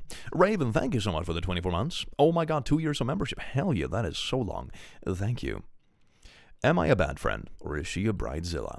My friend is getting married this year and has asked me to be a part of her bridal party. I really appreciate that she is covering some expenses, like our dresses and hair/makeup for the wedding party. However, I am struggling with some of the financial expectations that came with being a bridesmaid. She expects each of us to contribute over $1,500 for an international bachelorette trip. Okay, correct me if I'm wrong, right? But the bride usually isn't the one who plans the bachelorette party, right? It's usually like their friends that kidnap them for, you know, whatever party they have planned. Right? Right? I mean, fuck, man. The bachelor parties that I have planned for friends and stuff is like, we rent a cabin in the woods, get a bunch of booze and good food, and then we party for a day or two, right? Like last bachelor party we had in my friend group, we did like drunk combat archery in the woods, and then we had like a moose stew for dinner, and then we had a sauna in the evening, and like some silly photo shoots for a sexy calendar for the wife, of the husband, that is. Like pretty funny ones. We had like weird costumes with us. So like the budget for the whole day was probably like, what, $500? Something like that? Like, bruh. Oh my god. Maybe slightly more with gas money. Maybe like $600-700 for the entire day. Not per person. The entire thing. Okay? And it was really fun. I mean, we did contribute with a lot of the materials ourselves, right? But still. Like, damn. The best bachelorette party I ever went to was bowling, beer, and the beach. That's what I mean. It's more about creating memories with each other and the company. Like, this is insane. This budget for this trip, I don't know how big the friend group is. But, you know, assuming they're somewhere between 5 and 10 people, like, this is somewhere between, like, you know, $10,000 to $15,000. Holy fucking shit. You can have an entire wedding for that budget. Are you kidding me? Anyway. Not just cover our own costs, but also to help pay for hers. Oh, so she gets to go for free on her own bachelorette trip that she decides, even though even though she's not even supposed to be planning the trip, she's just supposed to be kidnapped herself, right? Oh my god. Found your channel recently, love your work. Welcome in, Bobby. I do hope you enjoy your stay. Groomzilla. Additionally, the bridesmaids are responsible for planning and funding her bridal shower, which has to align with her specific aesthetic preferences. I swear to God, the word aesthetic is becoming more and more cursed to me. I can't even use the word seriously anymore. Whenever I see the word aesthetic, I always picture it within a couple of sparkle emojis, followed by the most toxic shit I've read that week. Okay? The word is so destroyed. You're so hot, sir. Oh, thank you. Aesthetic, trademark, sparkle, aesthetic. Yes, and it has to be beige. She has made it clear she prefers a venue rental instead of hosting at someone's home, even though she would not be financially responsible for it at all. Because of where we live, this brings the total cost to nearly $3,500 for a 3-hour event. That's what I used to make per month when I was an engineer, man. Before tax. I mean, that's a few years ago, so it would probably be more now, because inflation and yada yada, but still, like, holy shit, dude. Bruh. For 3 hours. So you're paying more than $1,000 per hour for this thing. You know, like, some of the most fancy, luxury fucking hotels, you know, I think the fanciest hotel I have ever stayed in, which I shared a room with someone, because I wasn't paying all that myself. I was sharing a room with 2 people, actually. But that was like $1,000 a night. And that was like really fancy destination thing I did like 10 years ago for like a family thing. It's the fanciest thing I've ever stayed at in my whole life. And that was like $1,000 per night, I think. And you literally, like, it was like a tropic place. And for that, you have like an entire house. This is not like, you know, a hotel room. It's like you have an entire little beach house for that, right? Like it's insanely fucking fancy, right? The fuck do you mean $1,000 an hour? What do you mean? Oh my god. Wow, I made it. I've got you in my hearing aids like I do for all your videos because your voice is right to where I don't have to tweak stuff with them. Thank you for everything you do. That is so sweet. Welcome in. I do hope you enjoy your stay. Anyway, she doesn't value money at all. Jesus Christ. While I understand that weddings can be expensive, yeah, but there is expensive, and then there is what the frick. These expectations feel overwhelming, especially since some bridesmaids are in a different financial situations than the bride. We would have gladly contributed towards the celebrations, but having little to no say in choosing a more budget-friendly destination. To be fair, one activity we had for another bachelor party was that we went to the uni that my friend had studied at. We managed to rent one of the biggest lecture halls, and he got to play one of his like childhood favorite games on the big projector in the largest lecture hall at the uni. It was like at a Saturday, so it was empty, of course, but it's like, you know, that doesn't cost anything. You know, one of my friends was in PhD, so he could just rent it for fucking free because it was there, you know. And this is really cool. It's really cool. But like, you can do so many cool things without spending $10,000. Man. Come on. Bruh. Blues, thank you so much for being a lass, you beautiful bean. There is expensive, and then there is unnecessarily expensive. Exactly, yeah. Like, it's fine if you splurge on something you really like. Like, for example, I really splurged on my longsword I have on my wall. I certainly wouldn't say that was a necessary purchase. It was a life-saving purchase. It's a sword. No, but you get what I mean, right? It's something you splurge on because it's really cool. It's nice. It was from like a proper smithy and everything. It's super cool. But, you know, there's a difference between like, oh yeah, I spent a few $100 on a really cool sword that's gonna last me a lifetime if I take care of it, versus, you know, I'm gonna encrust it with diamonds. and I'm gonna oil it with the blood of white rhinoceros, and it costs 20 billion orphan souls. You know, there is like, ooh, I'm gonna splurge on this thing because I love it, versus like, bruh. Dear Click, just wanted to say thank you for being super kind and the wholesome community that you created. Watching after a bad, tiresome day really helps. I do hope tomorrow is better. Tell them how welcome in. I do hope you enjoy your stay. You splurged on your sword. I hope you cleaned it afterwards. I splurged on it every day. It's a sword! So, anyway. We would have gladly contributed towards the celebrations, but having little to no say in choosing a more budget-friendly destination, or a more affordable way to host the shower, makes it feel less like a shared effort and more like a requirement. It's also like a weird expectation that the bride is like, oh my god, I want to go to this place for my bridal shower. Like, no, it's up to the people making the bridal shower with your friends to plan the thing according to their budget, and then kidnap you and make a fun experience. That's the whole point. If y'all are on board with the destination thing, you're like, oh my god, we're all older now and we have a bit of money to splurge, then fucking go for it. If you don't, then don't go for it. But for her to like expecting like, oh my god, we should spend thousands of dollars for 3 hours, it's becoming difficult to justify the amount I'm expected to spend for someone else's wedding. Yeah, I think this is like more total than, you know, the total expense for most weddings I've been to. Like, that's weird, right? I remember one friend's wedding I was at last summer. It was really nice. They had like rented a place out in the countryside. They had a ceremony.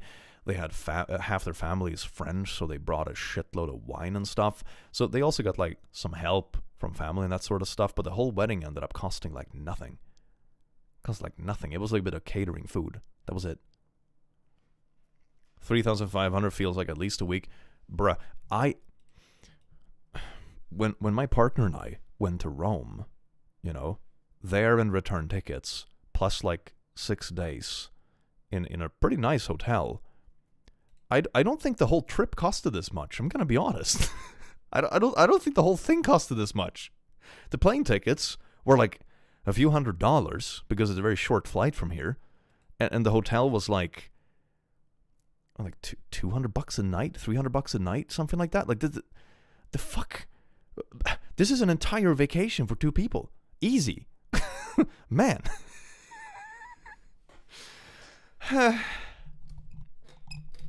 Anyway, some people do be ridiculous. It feels like they don't value things. It's more about like flexing how much something costs rather than the thing you get.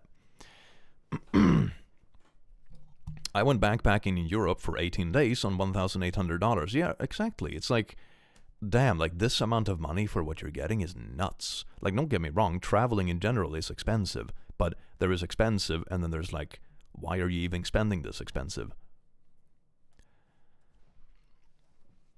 Gaycation.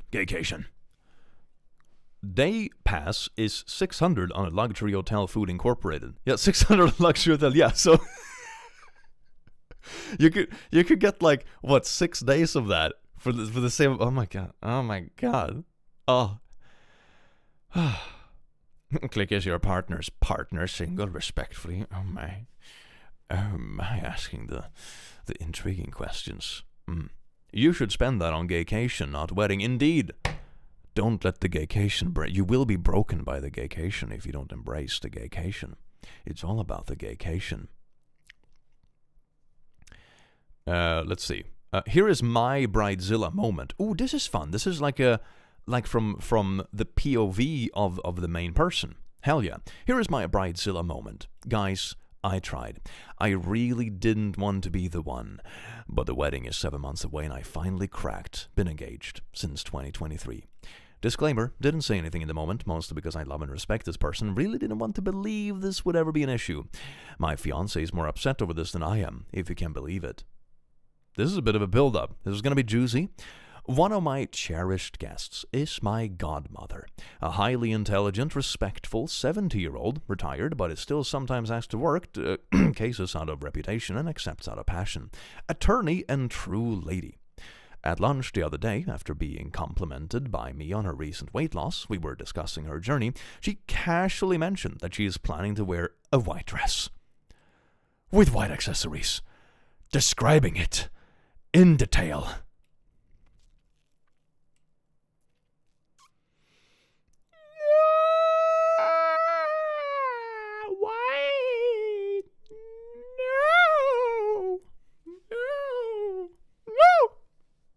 Gaycation, you say? Oh, yes, indeed. Is she cosplaying as the bride? Oh, my God, I'll cosplay as your bride. Now, I am not remotely worried anyone will mistake her for the bride. Like I said, she's lovely, but married, husband obviously in attendance, and 70 years old. I changed the subject and avoided the comment. I'm mostly thinking, what? This lady, like I mentioned, is a famous attorney and has been to many events in her lifetime, certainly fancier ones than my wedding, even fancier weddings than mine. How could she be so clueless? I don't think she cares, I'm gonna be honest. Maybe a bit of main character syndrome. We'll see. But is it gaycation or sabbatical? That's a very good question. Maybe we can do both. I really don't think I've ever given any of my guests a reason to want to cause trouble. The wedding is in Sicily, we're both Italian, so for those who don't already live within driving distance, we're providing transport and accommodation in a nice hotel, no personal expense required. It's a sit-down dinner with a band and an open bar. A religious ceremony beforehand, children, welcome, babysitters, and different menu provided on site. Bridal parties aren't really a thing here, but my sisters, cousins, and my two best friends really wanted to be bridesmaids, so I am also covering their dresses that they chose, hair and makeup, if they want it. All this partially to humble brag and partially to say that I'm really trying to be as mindful and accommodating as I can.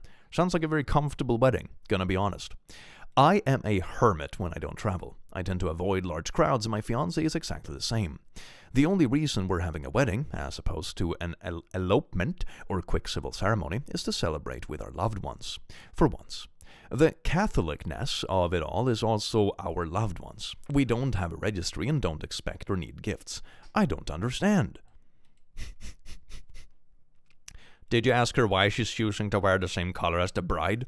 I was too polite. I suggested a collared shawl and shoes to match to offset the white, and she quickly shot me down. Oh no, my white shawl, pumps, and clutch would go perfectly with the dress. I thought I was in a bad Twilight Zone episode. Super soaker with red wine for the kids. Oh, that sounds good. That sounds good. Yeah, if you have like a little shitty nephew or something like that that's like 10 years old and hyperactive, give him a super soaker with heckin' red wine and be like, oh yes, Aunt Mildred over there really likes, go show her. Go spray her with your super soaker, Timmy. Psh! Oh my God. That's so good. That's so good. I think a bit of red wine is the solution to this. Yes, indeed. Pay a friend to spill red wine on her. I think that's the job of the maid of honor, isn't it? Red wine squad. Hell yes. Okay, let's see. Let's do top this year, because this subreddit is a little bit smaller. Coworker asked me to be her man of honor. I said no, and she went nuts. What did I miss? Oh, juicy! Ooh, man! If this was juice, I would be getting very vitaminized for breakfast. Timmy sure is a busy kid being named all the time in case of a fantasy child. He's very popular. Coworker asked me to be her man of honor. I said no, and she went nuts. What did I miss? This happened yesterday, and I am still confused. Yesterday was my first day back to work after being off for 2 weeks. This is kind of important. One of my coworkers has gotten engaged a week before I left. When she announced at work, we all did the congratulations and happy for her type of things.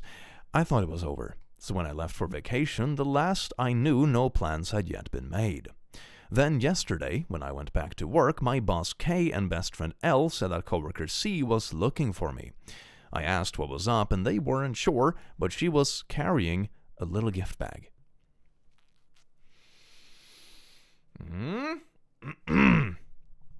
A few minutes later, C found me and asked how my vacation was. It was a gaycation, thank you. My gaycation was fine, I said. I was utterly destroyed. by the gaycation. I was telling them about it, and she cut me off and said she had a very important question to ask. She handed a little gift bag and asked if I would be her best man of honor for the wedding. I thanked her and told her that typically this would traditionally go to a close female relationship. So this is just a coworker. I just returned from my gaycation. Hey, welcome back from gaycation, Corp. Gaycation. Rules. Oh, the gaycation is haunting me. This man is so hot. I love the click. Man, I also love the click. He could click me every day. Anyway, before this conversation absolutely derails, I thanked her and told her typically this would traditionally go to a close female relationship. Isn't it odd? Like, I'm assuming, because they haven't had contact during the 2 weeks that they're traveling or whatever. Like, is this just a coworker? Is this just a coworker? There's no closer relationship here. I want a gaycation. Man, we should start selling gaycation packages. She responded that there was nothing traditional about her wedding, so it was good. I looked over at L and K, who were both trying to keep from laughing. I again thanked her, congratulated her, and told her that I wasn't interested in being part of her wedding party, and that I would be happier being a guest in the audience. I swear, when I said this is when we watched her entire demeanor changed, and a switch flipped. She went off, saying that I have to be in her wedding, and that she doesn't understand why I would say no. I told her that we only knew each other for a short time, and that I had no interest in trying to plan parties, dinners, and shopping trips. She told me I needed to think about it, and she would get back to me later. I told her, go for it, but my answer will be the same.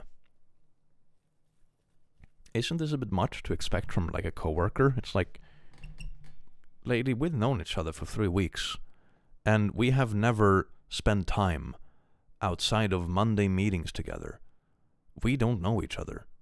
I have never met your family. I don't know who your husband is. And I'm expected to, like, plan your parties? What? Clicky, I'm sick. Please bless me with your flamboyantness for good health. Ooh, feel good. Get good. Skillation. I hope you feel better soon. Is she going to kidnap OP? Yeah, probably.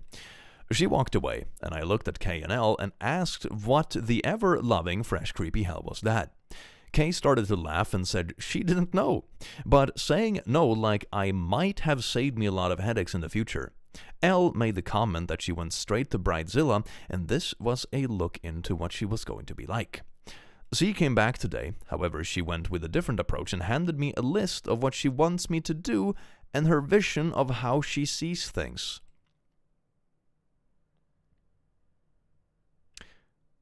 Uh-huh. Anyway, I know you said no to being my wedding planner. That doesn't matter. Here's the list of everything I need. Get started, boy. Why him? Why are you targeting this specific coworker? I don't get it. I really don't get it. Why him? What? Are we sure OP is safe? We're not sure OP is safe. Shinki, thank you so much for gifting a membership. All right. I asked her why she gave me this, and she said that as her man of honor, these were my responsibilities. Is this even a real wedding? I'm starting to get the vibe that she's just like a kidnapper, and if he actually shows up to the wedding, there's not going to be a wedding. It's only him and her, and then he's going to get hit in the back of the head and pulled into a truck, right? Like, is this... Is a wedding even happening? Or is this just cray-cray? Because she has no friends? That's sad. That is so sad. Man, that's so sad. I mean, but then you get like a family member to help you with the planning or whatever, like your mom or something. She wants a gaycation, just him and her. Oh yes, indeed, the ultimate gaycation. Oh no, poor guy kidnapped after his gaycation. He was really peaking. And then he gets kidnapped. I told her again that I was not going to do any of this. She started again that she needs me to, and how much fun it's going to be. Then she asked me, haven't you ever wanted to be part of something special? Is this a cult? Is this going to be a cult? Could this be an issue where the coworker forces OP to marry her? Oh, so he's like unknowingly planning his own wedding. It's either that or a cult, right? Maybe it's both. It could be a forced marriage inside of a cult. Let's root for both. I told her I was a nurse. Enter K, who could sense that I needed help, and told C one of her patients needed her help. I told K that if this keeps up, I might need her help. She said that she was already watching it and would intervene if I needed it. What did I miss? We aren't even that close! She just transferred down to my unit from a different unit 6 months ago. I had no idea who she was until that point. Elle is saying that she's close in age to me, and she might feel that to be enough of a connection. Okay. I don't mean to shit on anyone's, like, relationships or friendships or whatever, okay? But working in the same building as someone who's similar age to you, it is a pretty fucking low bar for a close friendship. That's all there is to it. That's it. We're besties now because we work in the same building and we're almost the same age. Wow, we have so much in common. Yeah! Gonna go to sleep. Have a nice stream, everyone. Thank you so much for the 2. Enjoy your sleep. Bruh. No. Did I miss something? When were we asked, were we supposed to automatically gush and jump up and down in excitement? Why is saying no a bad thing? It sounds like she has no one else in her life, and you being around her age and nice to her was enough to give you the honor. Stay firm and don't give in. I mean, that is another option. It could just be really sad. Man. Also, from your post history, I assume, correct me if I'm wrong, you're a gay man. Could be that she's putting a lot of weird stereotypes into play by trying to make you her gay best friend and wedding planner. That could also be it. Like that weird stereotype thing is like, oh my god, it's my gay bestie who's always planning my dresses. Queen of Flatulence, thank you so much for being a lasso. Yeah, that could be it. Do we have any more clues? There is no way to rationale crazy. Crazy is crazy. What is it about weddings that bring out the crazy in people? It's weddings. It's like inheritance money. And it's rejection on dating apps. Okay? That's the shit that brings out the crazy from 0 to 100 in a second. Alright? Parking? Yeah, parking as well. Like road rage. Does that mean we are besties because we both work on the internet? Yes, indeed, Tiger. That means we're besties. Oh my god, we're both like millennials and we work on the internet. It's the biggest office in the world. And gender reveals. Yeah, gender reveal parties. I remember the couple that poisoned the entire water supply because they wanted to, like, paint the waterfall blue or whatever. That was great. We murdered our entire town because everyone needs to know it's a little shitty boy. Yes, indeed. Oh, there's an update. There's an update. There's an update. Fuck yeah. I'm so happy. This is why it's so good to sort by, like, top this year. It's like when you find a new amazing series and you realize the entire season is already out. No more waiting until next week. This is astounding. Yes, the universe aligns. Update. Coworker asked me to be her man of honor. I said no. She went nuts. What did I miss? Hey everyone, first I apologize. I never thought this was going to go as crazy as it did. Say hi to YouTube. I wanted all of you to know I read all your responses and responded to as many as I was able to. Thank you all for your amazing insights and comments. Many that made me laugh, which I needed. I have been sick and that really helped cheer me up. Like everyone in chat, everyone is sick today, including the person writing the posts. I have had to meet with my lawyer today regarding family issues. My neighbor, best friend, coworker L took me. I really felt awful and driving wasn't a good idea. We were talking about this on the way and we both were asking a lot of the same questions that all of you were asking. The big one was that we were asking about the circumstances of her transfer. She went from med-surg 4W to the ER. That is a huge change.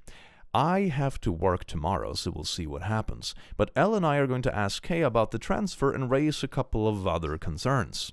After I got home from the meeting with my lawyer, I slept for the rest of the day. Oh, do you think they specifically transferred? That now it's getting kind of stalkery, isn't it? Many of you asked about if C and I hang out outside of work. The answer is no. I really don't know anything about her. I have helped her a few times with patients and different things, but our relationship is 100% purely work-related. That was why I was surprised that she asked me to do this. That is why I was so surprised that she asked me about being a man of honor. I have a very small friend base, and in all honesty, I like to keep it that way. I really have no interest in being part of this. I am not a wedding person. After reading so many Bridezilla stories and hearing about over-the-top weddings, as they have become a huge turnoff for me, spending tens of thousands to hundreds of thousands of dollars with insane, unrealistic demands that turn people against each other. Why? I would rather use that money to spend that time planning my next trip or vacation. That's what I said. That's what I said in the last story, like with the budgeting. It's like those 3 hours could have been a trip for the whole couple. Many people said that I was being used as a token or prop in the wedding, or gay best friend.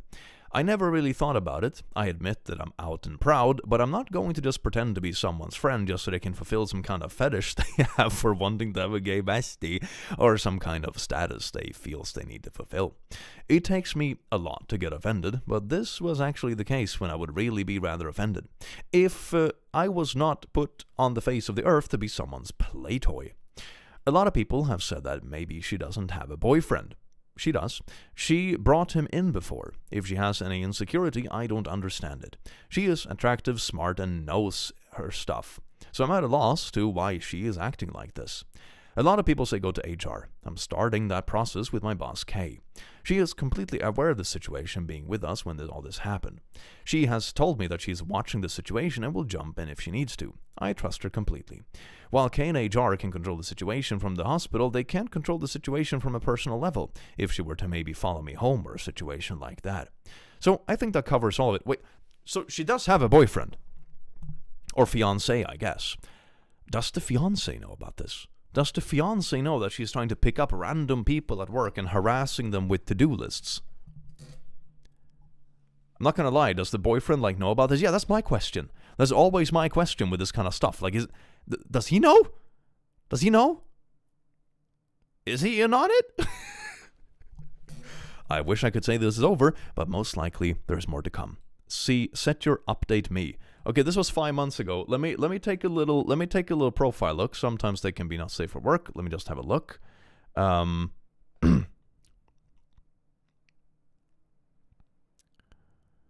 Let's see. Scroll down a bit. It's been active since. Let's see. Comment.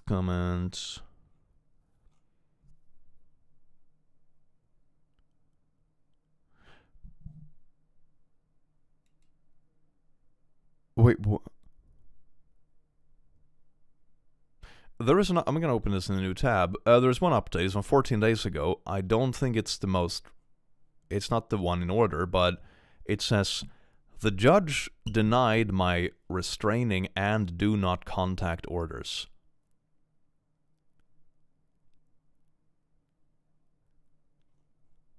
No. Oh my God.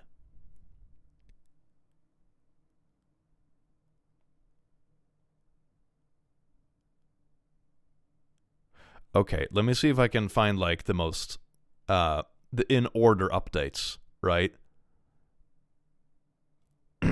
24 days ago. Let's see. How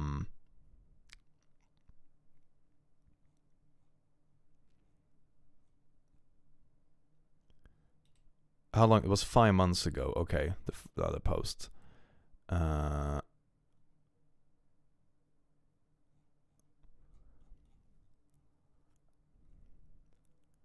Christmas.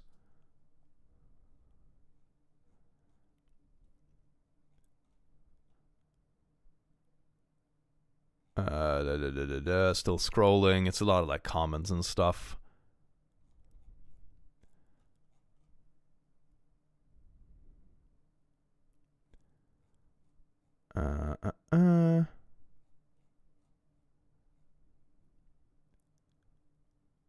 Okay, wait, maybe this might be a comment under the post. Hold on. Update conclusion. Okay. I think this is like the next one in order. Let's see. It should be this one. 4 months ago. Update conclusion. Coworker asked me to be her maid of honor. She went nuts. What did I miss? This is a copy and pasted from a prior comment. A 14-gauge needle IV catheter is the biggest that you can use. Wait, what? What? If they're ever used, it's mostly... Okay, maybe there's some there might be some context to another discussion. EMS sites being used is usually for rapid infusion of the patient is shutting down, and you need to get fluids in a hurry and can't get a vein of the standard size. Realistically, you should never have a reason to use a 14-gauge. And if you do so, in my opinion, then you better have 3 other people with you to help you do this. Okay.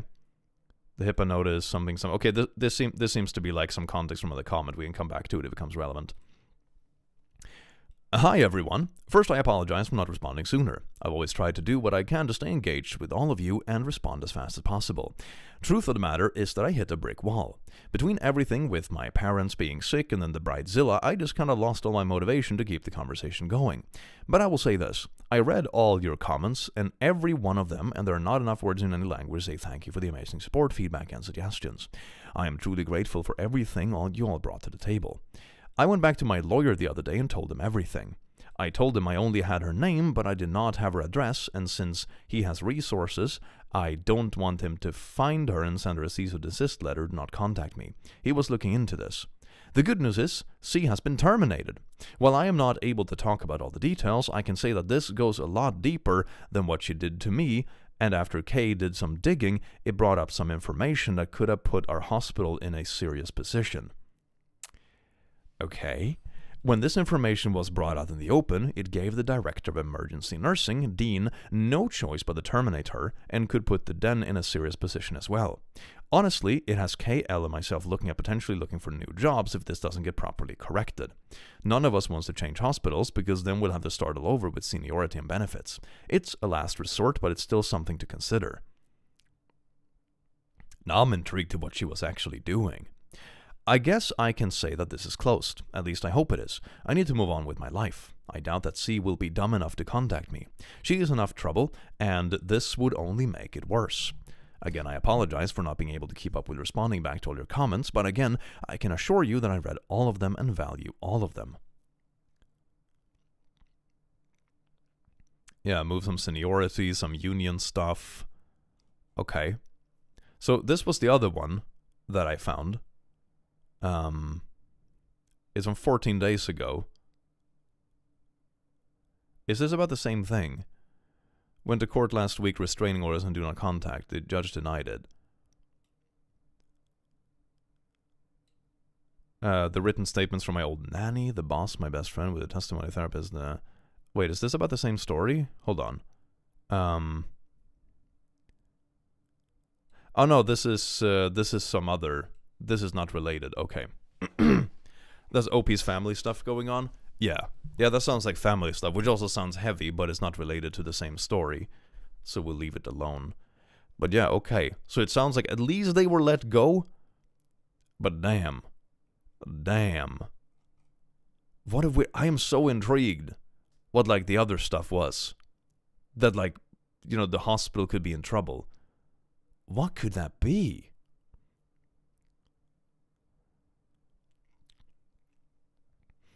The next day, an emergency meeting was held at work, and C is being suspended pending investigation, and a new transfer is being looked into. K made the request for her to be terminated. She stabbed a patient? That's what this was about. Is that what this was? There's one update before this one? Wait, what? Nah. Update conclusion. No, that's the same one. What? Oh, here. Is this the one? Or is this the same one? No, that's the same one. Wait, hold on. Must be a bit further down. Update. What did I miss?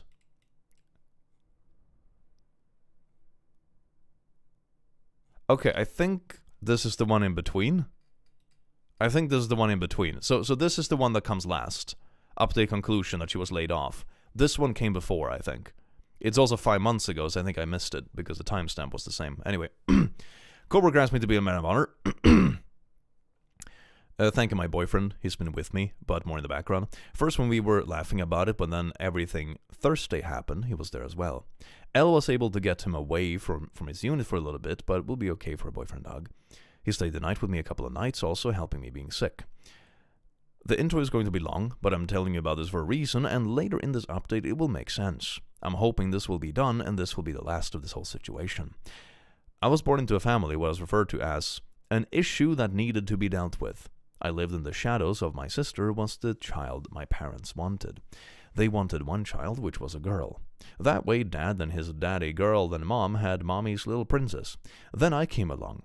Keep in mind that I'm 23, so back then my parents had options but chose to not use any of those options.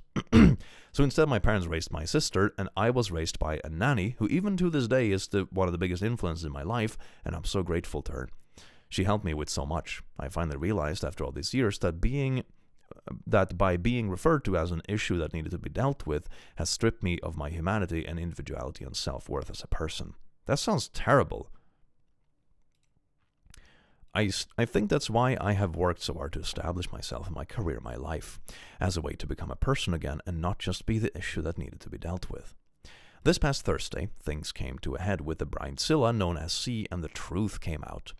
My best friend L has been sticking close to me when we work together if C was to start something.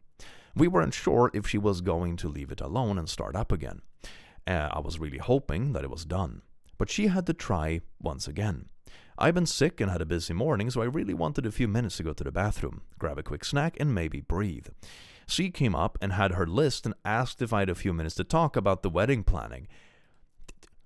This is so insane! This is like, what, the third or fourth time he said no, leave me alone. I looked at her and told her again that I was not interested in being part of her wedding and that I was not going to help in any way, and she needed to drop the subject and leave me alone. Again, she went into the who thing of how I was going to do this and how much fun it was going to be. Doesn't Click have like a serious Needle version? It's mainly in person. Simply reading about it is usually fine. Here we go with that line all you loved the first time. Why in the ever-loving fresh crappy hell is it so important for me to be your man of honor? I am not interested and I'm not doing it. It is exactly as pretty much as all of you told me it would be. She was just planning on using me as a token or a play toy. She took all the fucked up gay stereotypes that are out in society and put them into one sentence. What modern liberal woman isn't going to have a gay bestie on her arm for special events?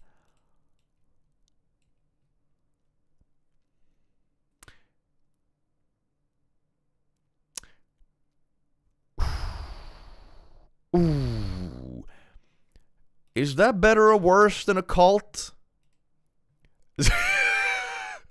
I was rooting for the cult. Is this better or worse? Nah, bruh. Oh my god. That is insane.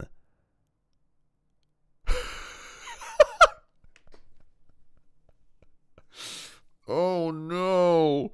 No, I would have preferred the cult. This sounds like a really rich person who just bought a gay person. It does, doesn't it? Oh my god, I need a gay bestie for the aesthetic. Too woke. No, this isn't someone who's like woke. I mean, that word is doesn't even mean what it used to, I think. But this is just someone who wants like the woke aesthetic. You know, I am such a gay ally that I have my gay besties hanging on my arm all the time. It's like it's the same way as like rich ladies treat tiny dogs. You know? Opinion on Melodifestivalen. Don't really have an opinion, to be honest. Haven't really watched it this year. I was rooting for a psycho stalker. This is such a letdown.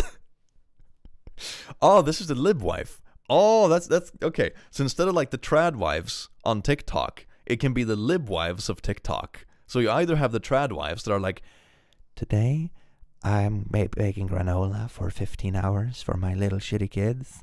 You know, you can have the trad wives, and then you have the lib wives that are like, today I decided to recruit another gay bestie to plan my second wedding. Yes. Yes. Yes. Send her on gaycation. No, keep her away from the holy gaycation. That no woke. Worse than a cult.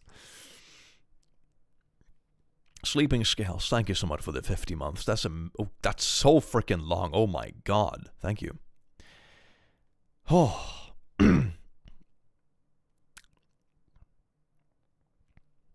She doesn't deserve a gaycation.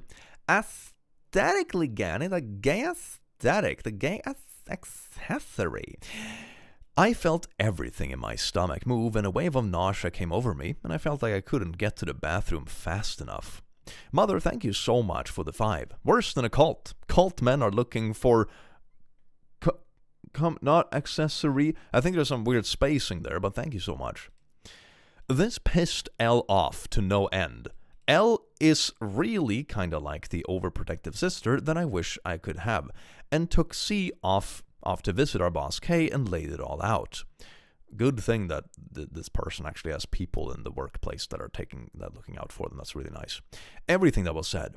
While I wasn't in on that conversation, L and K'd fill me in on what was said. K came to check in on me, and I was still holding in the bathroom. She knocked on the door and asked if she could come in. I asked her for a bottle of water first. While I was waiting, I realized 2 things. I realized why I chose not to hang out with her, and why I didn't like her. I couldn't figure out why I didn't like her, just that there was something that gave me the heebie-jeebies. But I realized that I didn't like her because she is a different version of my sister. While C is educated and employed, she doesn't care about other people and their feelings. She is like my sister in the sense that she wants something bad enough, she will figure out how to get it. The second thing I realized is that she did exactly what my parents did to me. She completely dehumanized me and reduced me to an entity. Oh, she basically picked up all the archetypes of your shitty family. That's great. Wow. Well, thank you so much, Leafy, for the 2. That is so reasonable for OP to feel that way. This is just the Skoostang. OP needs a cookie and a comfort hug, indeed many cookies. I went to gaycation, and they all wanted to drink Monster and play Magic in D&D. Yeah, that sounds like a pretty legit gaycation. Thank you so much for the 5, Tiger. It just kind of turned me into a token thing for her. I think the word that best describes this is that I'm a play toy.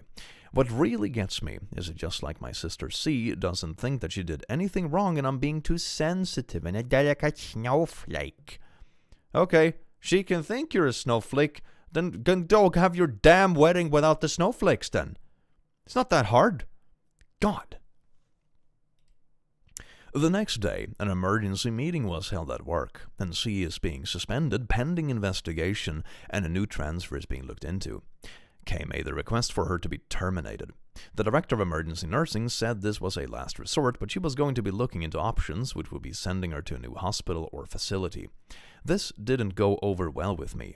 I asked what would happen if she did the exact same thing to someone different. She didn't really give me an answer, but she said she still needs to look into a few things, and at this point she is suspended. Yeah, she should be fired on the spot. Like, imagine if this was like a man doing this to a woman, or like any other kind of dynamic. Like, come on, no, she should be fired on the spot. This is so fucking disgusting. Anyway, here it is. I am still pretty sick and had to work this weekend. If I can, I'll respond. I want to thank everyone for the amazing support. I'm getting back to my lawyer to see if we can figure out how to send her a cease and desist letter to make sure she doesn't contact me. I'm heading to bed. Have a good night.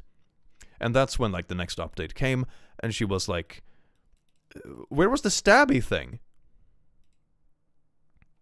Feel better soon. What's wrong with this woman? She wanted the gay arm candy. Yeah, the needle thing is still like, did she stab someone? I hope my lifetime I never have to use it. Also, the hypnosis. That's the first thing you need to learn. Blah, blah, blah, blah. What you can do is talk about the case as long as you don't reveal any information regarding the patient's identity. Also, opening a patient's file that you have no reason to open is a violation. These are serious offenses and could result in loss of license. With that being said, take this information and do with it as you will and form your own opinion. Okay, so it sounds like she was... This is a bit out of context, but sounds like she was messing... Let me see if I can find something. Sounds like she was messing around with someone's file and stabbed someone? I don't know.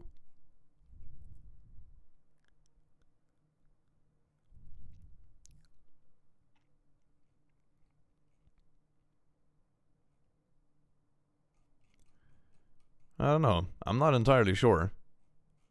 Oh, wait, here's the original comment.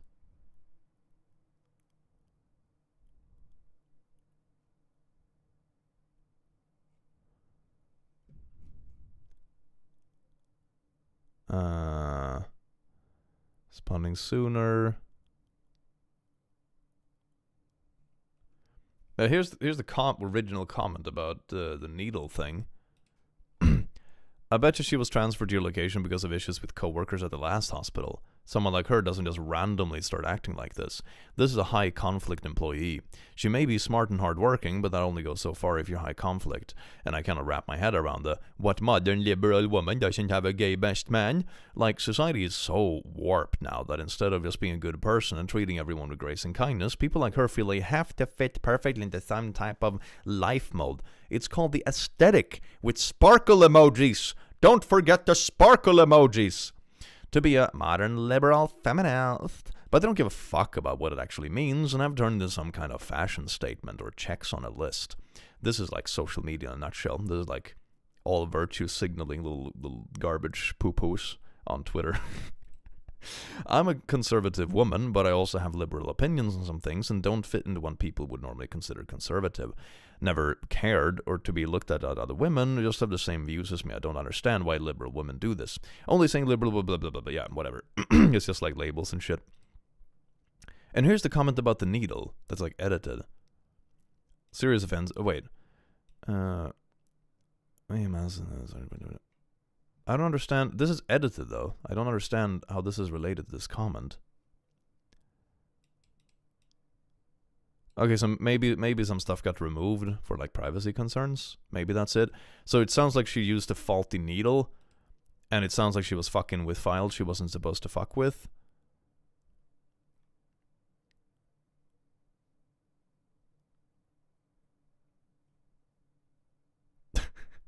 What would be the reason to use such a big needle? Perhaps the nurse was having a bad day and the patient was needy, or the nurse just didn't like the patient. Also, just like make it uncomfortable with a huge needle. Great. I think he's giving a roundabout bit of info so he can give you the idea without divulging anything he shouldn't. Yeah, that's probably it, right? That's probably it. He's like providing the details so you can kind of like form your own opinion. So, so she was using incorrect needles because she is a sadistic, poopy nurse. And she was allegedly messing around with reports she wasn't supposed to have access to. So she was messing around with patient files and well-being and stuff, I guess. That's not a reason to use a needle like that on a patient. Of course it's not. Of course it's not. Incorrect medical procedures? Yeah, basically. Sounds like she used an oversized needle, maybe to purposefully hurt the patient. Yeah, like, her list of stuff is pretty long, like, potentially purposefully hurting patients, going through their files, which is against HIPAA, stalking other employees for the purpose of turning them into your gay bestie aesthetic. Why is anyone willing to marry this woman? Holy shit. Mean girl to nurse pipeline? Yeah, basically. Snowflake ESD, hi chat and click. Welcome in, Lady Cat. I do hope you enjoy your stay.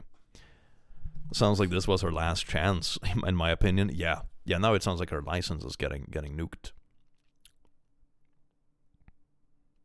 Something tells me she peaked in high school. Maybe they're not. The cult theory is back on. It always is a cult, isn't it? Beautiful. I do love it when it ends up being a cult. It's so good. Sounds like a horror villain. It does, doesn't it? It's nuts. Like torturing patients and stuff that can't fight back, doing shady things, stalking people. Man, gorgeous, gorgeous. I don't think she went through files. I think he talks about how he doesn't go against HIPAA in the comments. Ah, maybe that's it. Maybe that's it. Yeah, that might be true. That might be true.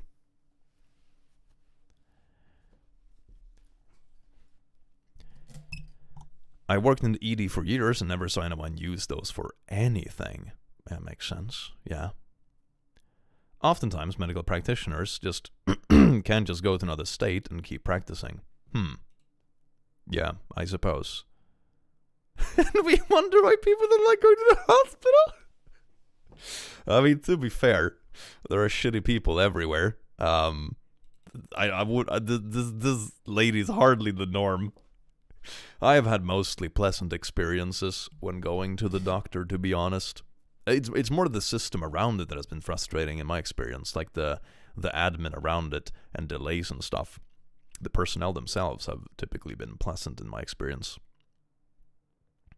The shitty thing about the nurse getting their license pulled is they can't just go to a different state, take the boards and get their license back. Maybe. I have no idea how it works in the States. Having worked in hospitals, I wish I could say it's uncommon for staff to take their feelings out on patients, but I can imagine. Like, sticking the needle a bit extra hard because this patient is annoying and I don't like them. That sounds awful. Jesus Christ. Yeah.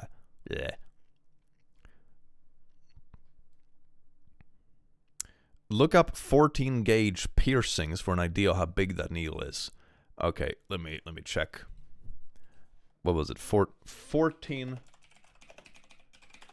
gauge needle.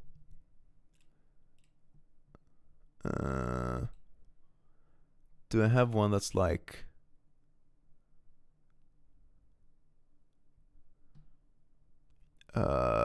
Here's an article. Firefighter fired after allegedly using large IV needle on teen. Needle size matters. Is this the one? I mean, I'm not really sure if I have like the right pictures, but is this the one? Is this what it looks like? Because that looks thick as fuck. Like that doesn't look like, compare this to like a little, a little vaccination needle, or like a little, like an insulin needle or whatever. Like, this is insane. This is something you would use to get, like, your ears pierced. Bruh.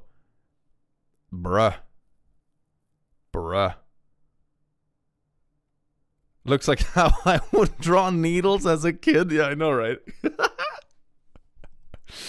Yeah, that looks very, very... Oh, my God. Yeah, this looks like something, if you're a nurse and you really want to hurt the patient, this is how you legally stab them. Ear piercings are usually smaller. Oh my God. That's a ballpoint pen?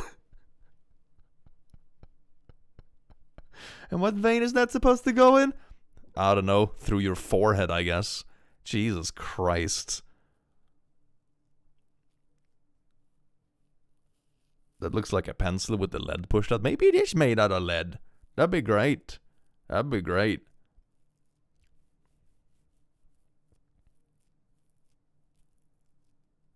What I found, it says 14 gauge is 9.5 millimeters. Can that be right? What? 9.5 millimeters what? Like circumference or length? Because that's like a centimeter, isn't it? Or no, wait. No, it's like a tenth. Yeah, that sounds about right. Yeah, it sounds about right, I think. Maybe. 9.5 length. Okay. Diameter. 14 gauge is 1.4 millimeters. Yeah, that makes sense. That looks like it would be about 1.4 millimeters in diameter. 1.6 diameter? Oh, it's 1.6 millimeters. Yeah, I don't have a measuring stick here, but that sounds reasonable. That's thick as fuck.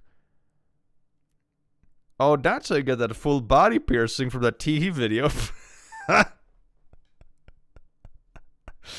Oh, that's great. That is great. My eyebrow piercing was a 16 gauge. Hell yeah. No need to do math. That's the most traumatizing thing today. Math. Well, it is getting a little bit late. They used to needle pierce it and then put the eyebrow ring in. Ooh, that sounds great. Levy, thank you so much for gifting a membership, you beautiful bean. It is getting a little bit late for me, so I was thinking about heading off because I need to grab some dinner before it gets too late to feed myself so I can do proper powerlifting this week. Hopefully my shoulder is a little bit better in a couple of days. It's been sore. I crashed when I was skiing. Nothing broken, just a bit bruised. Still takes a few days to recover. Thank you all so much for vibing with me here today. Make sure to check out the plushies. Link in description. It's available for like another week, so make sure to check it out, as well as the pins. Absolutely beautiful. Have an amazing rest of your day, wonderful, beautiful beings. I'll see you again in a video or in a stream, and I hope you have an amazing rest of your day. Take care.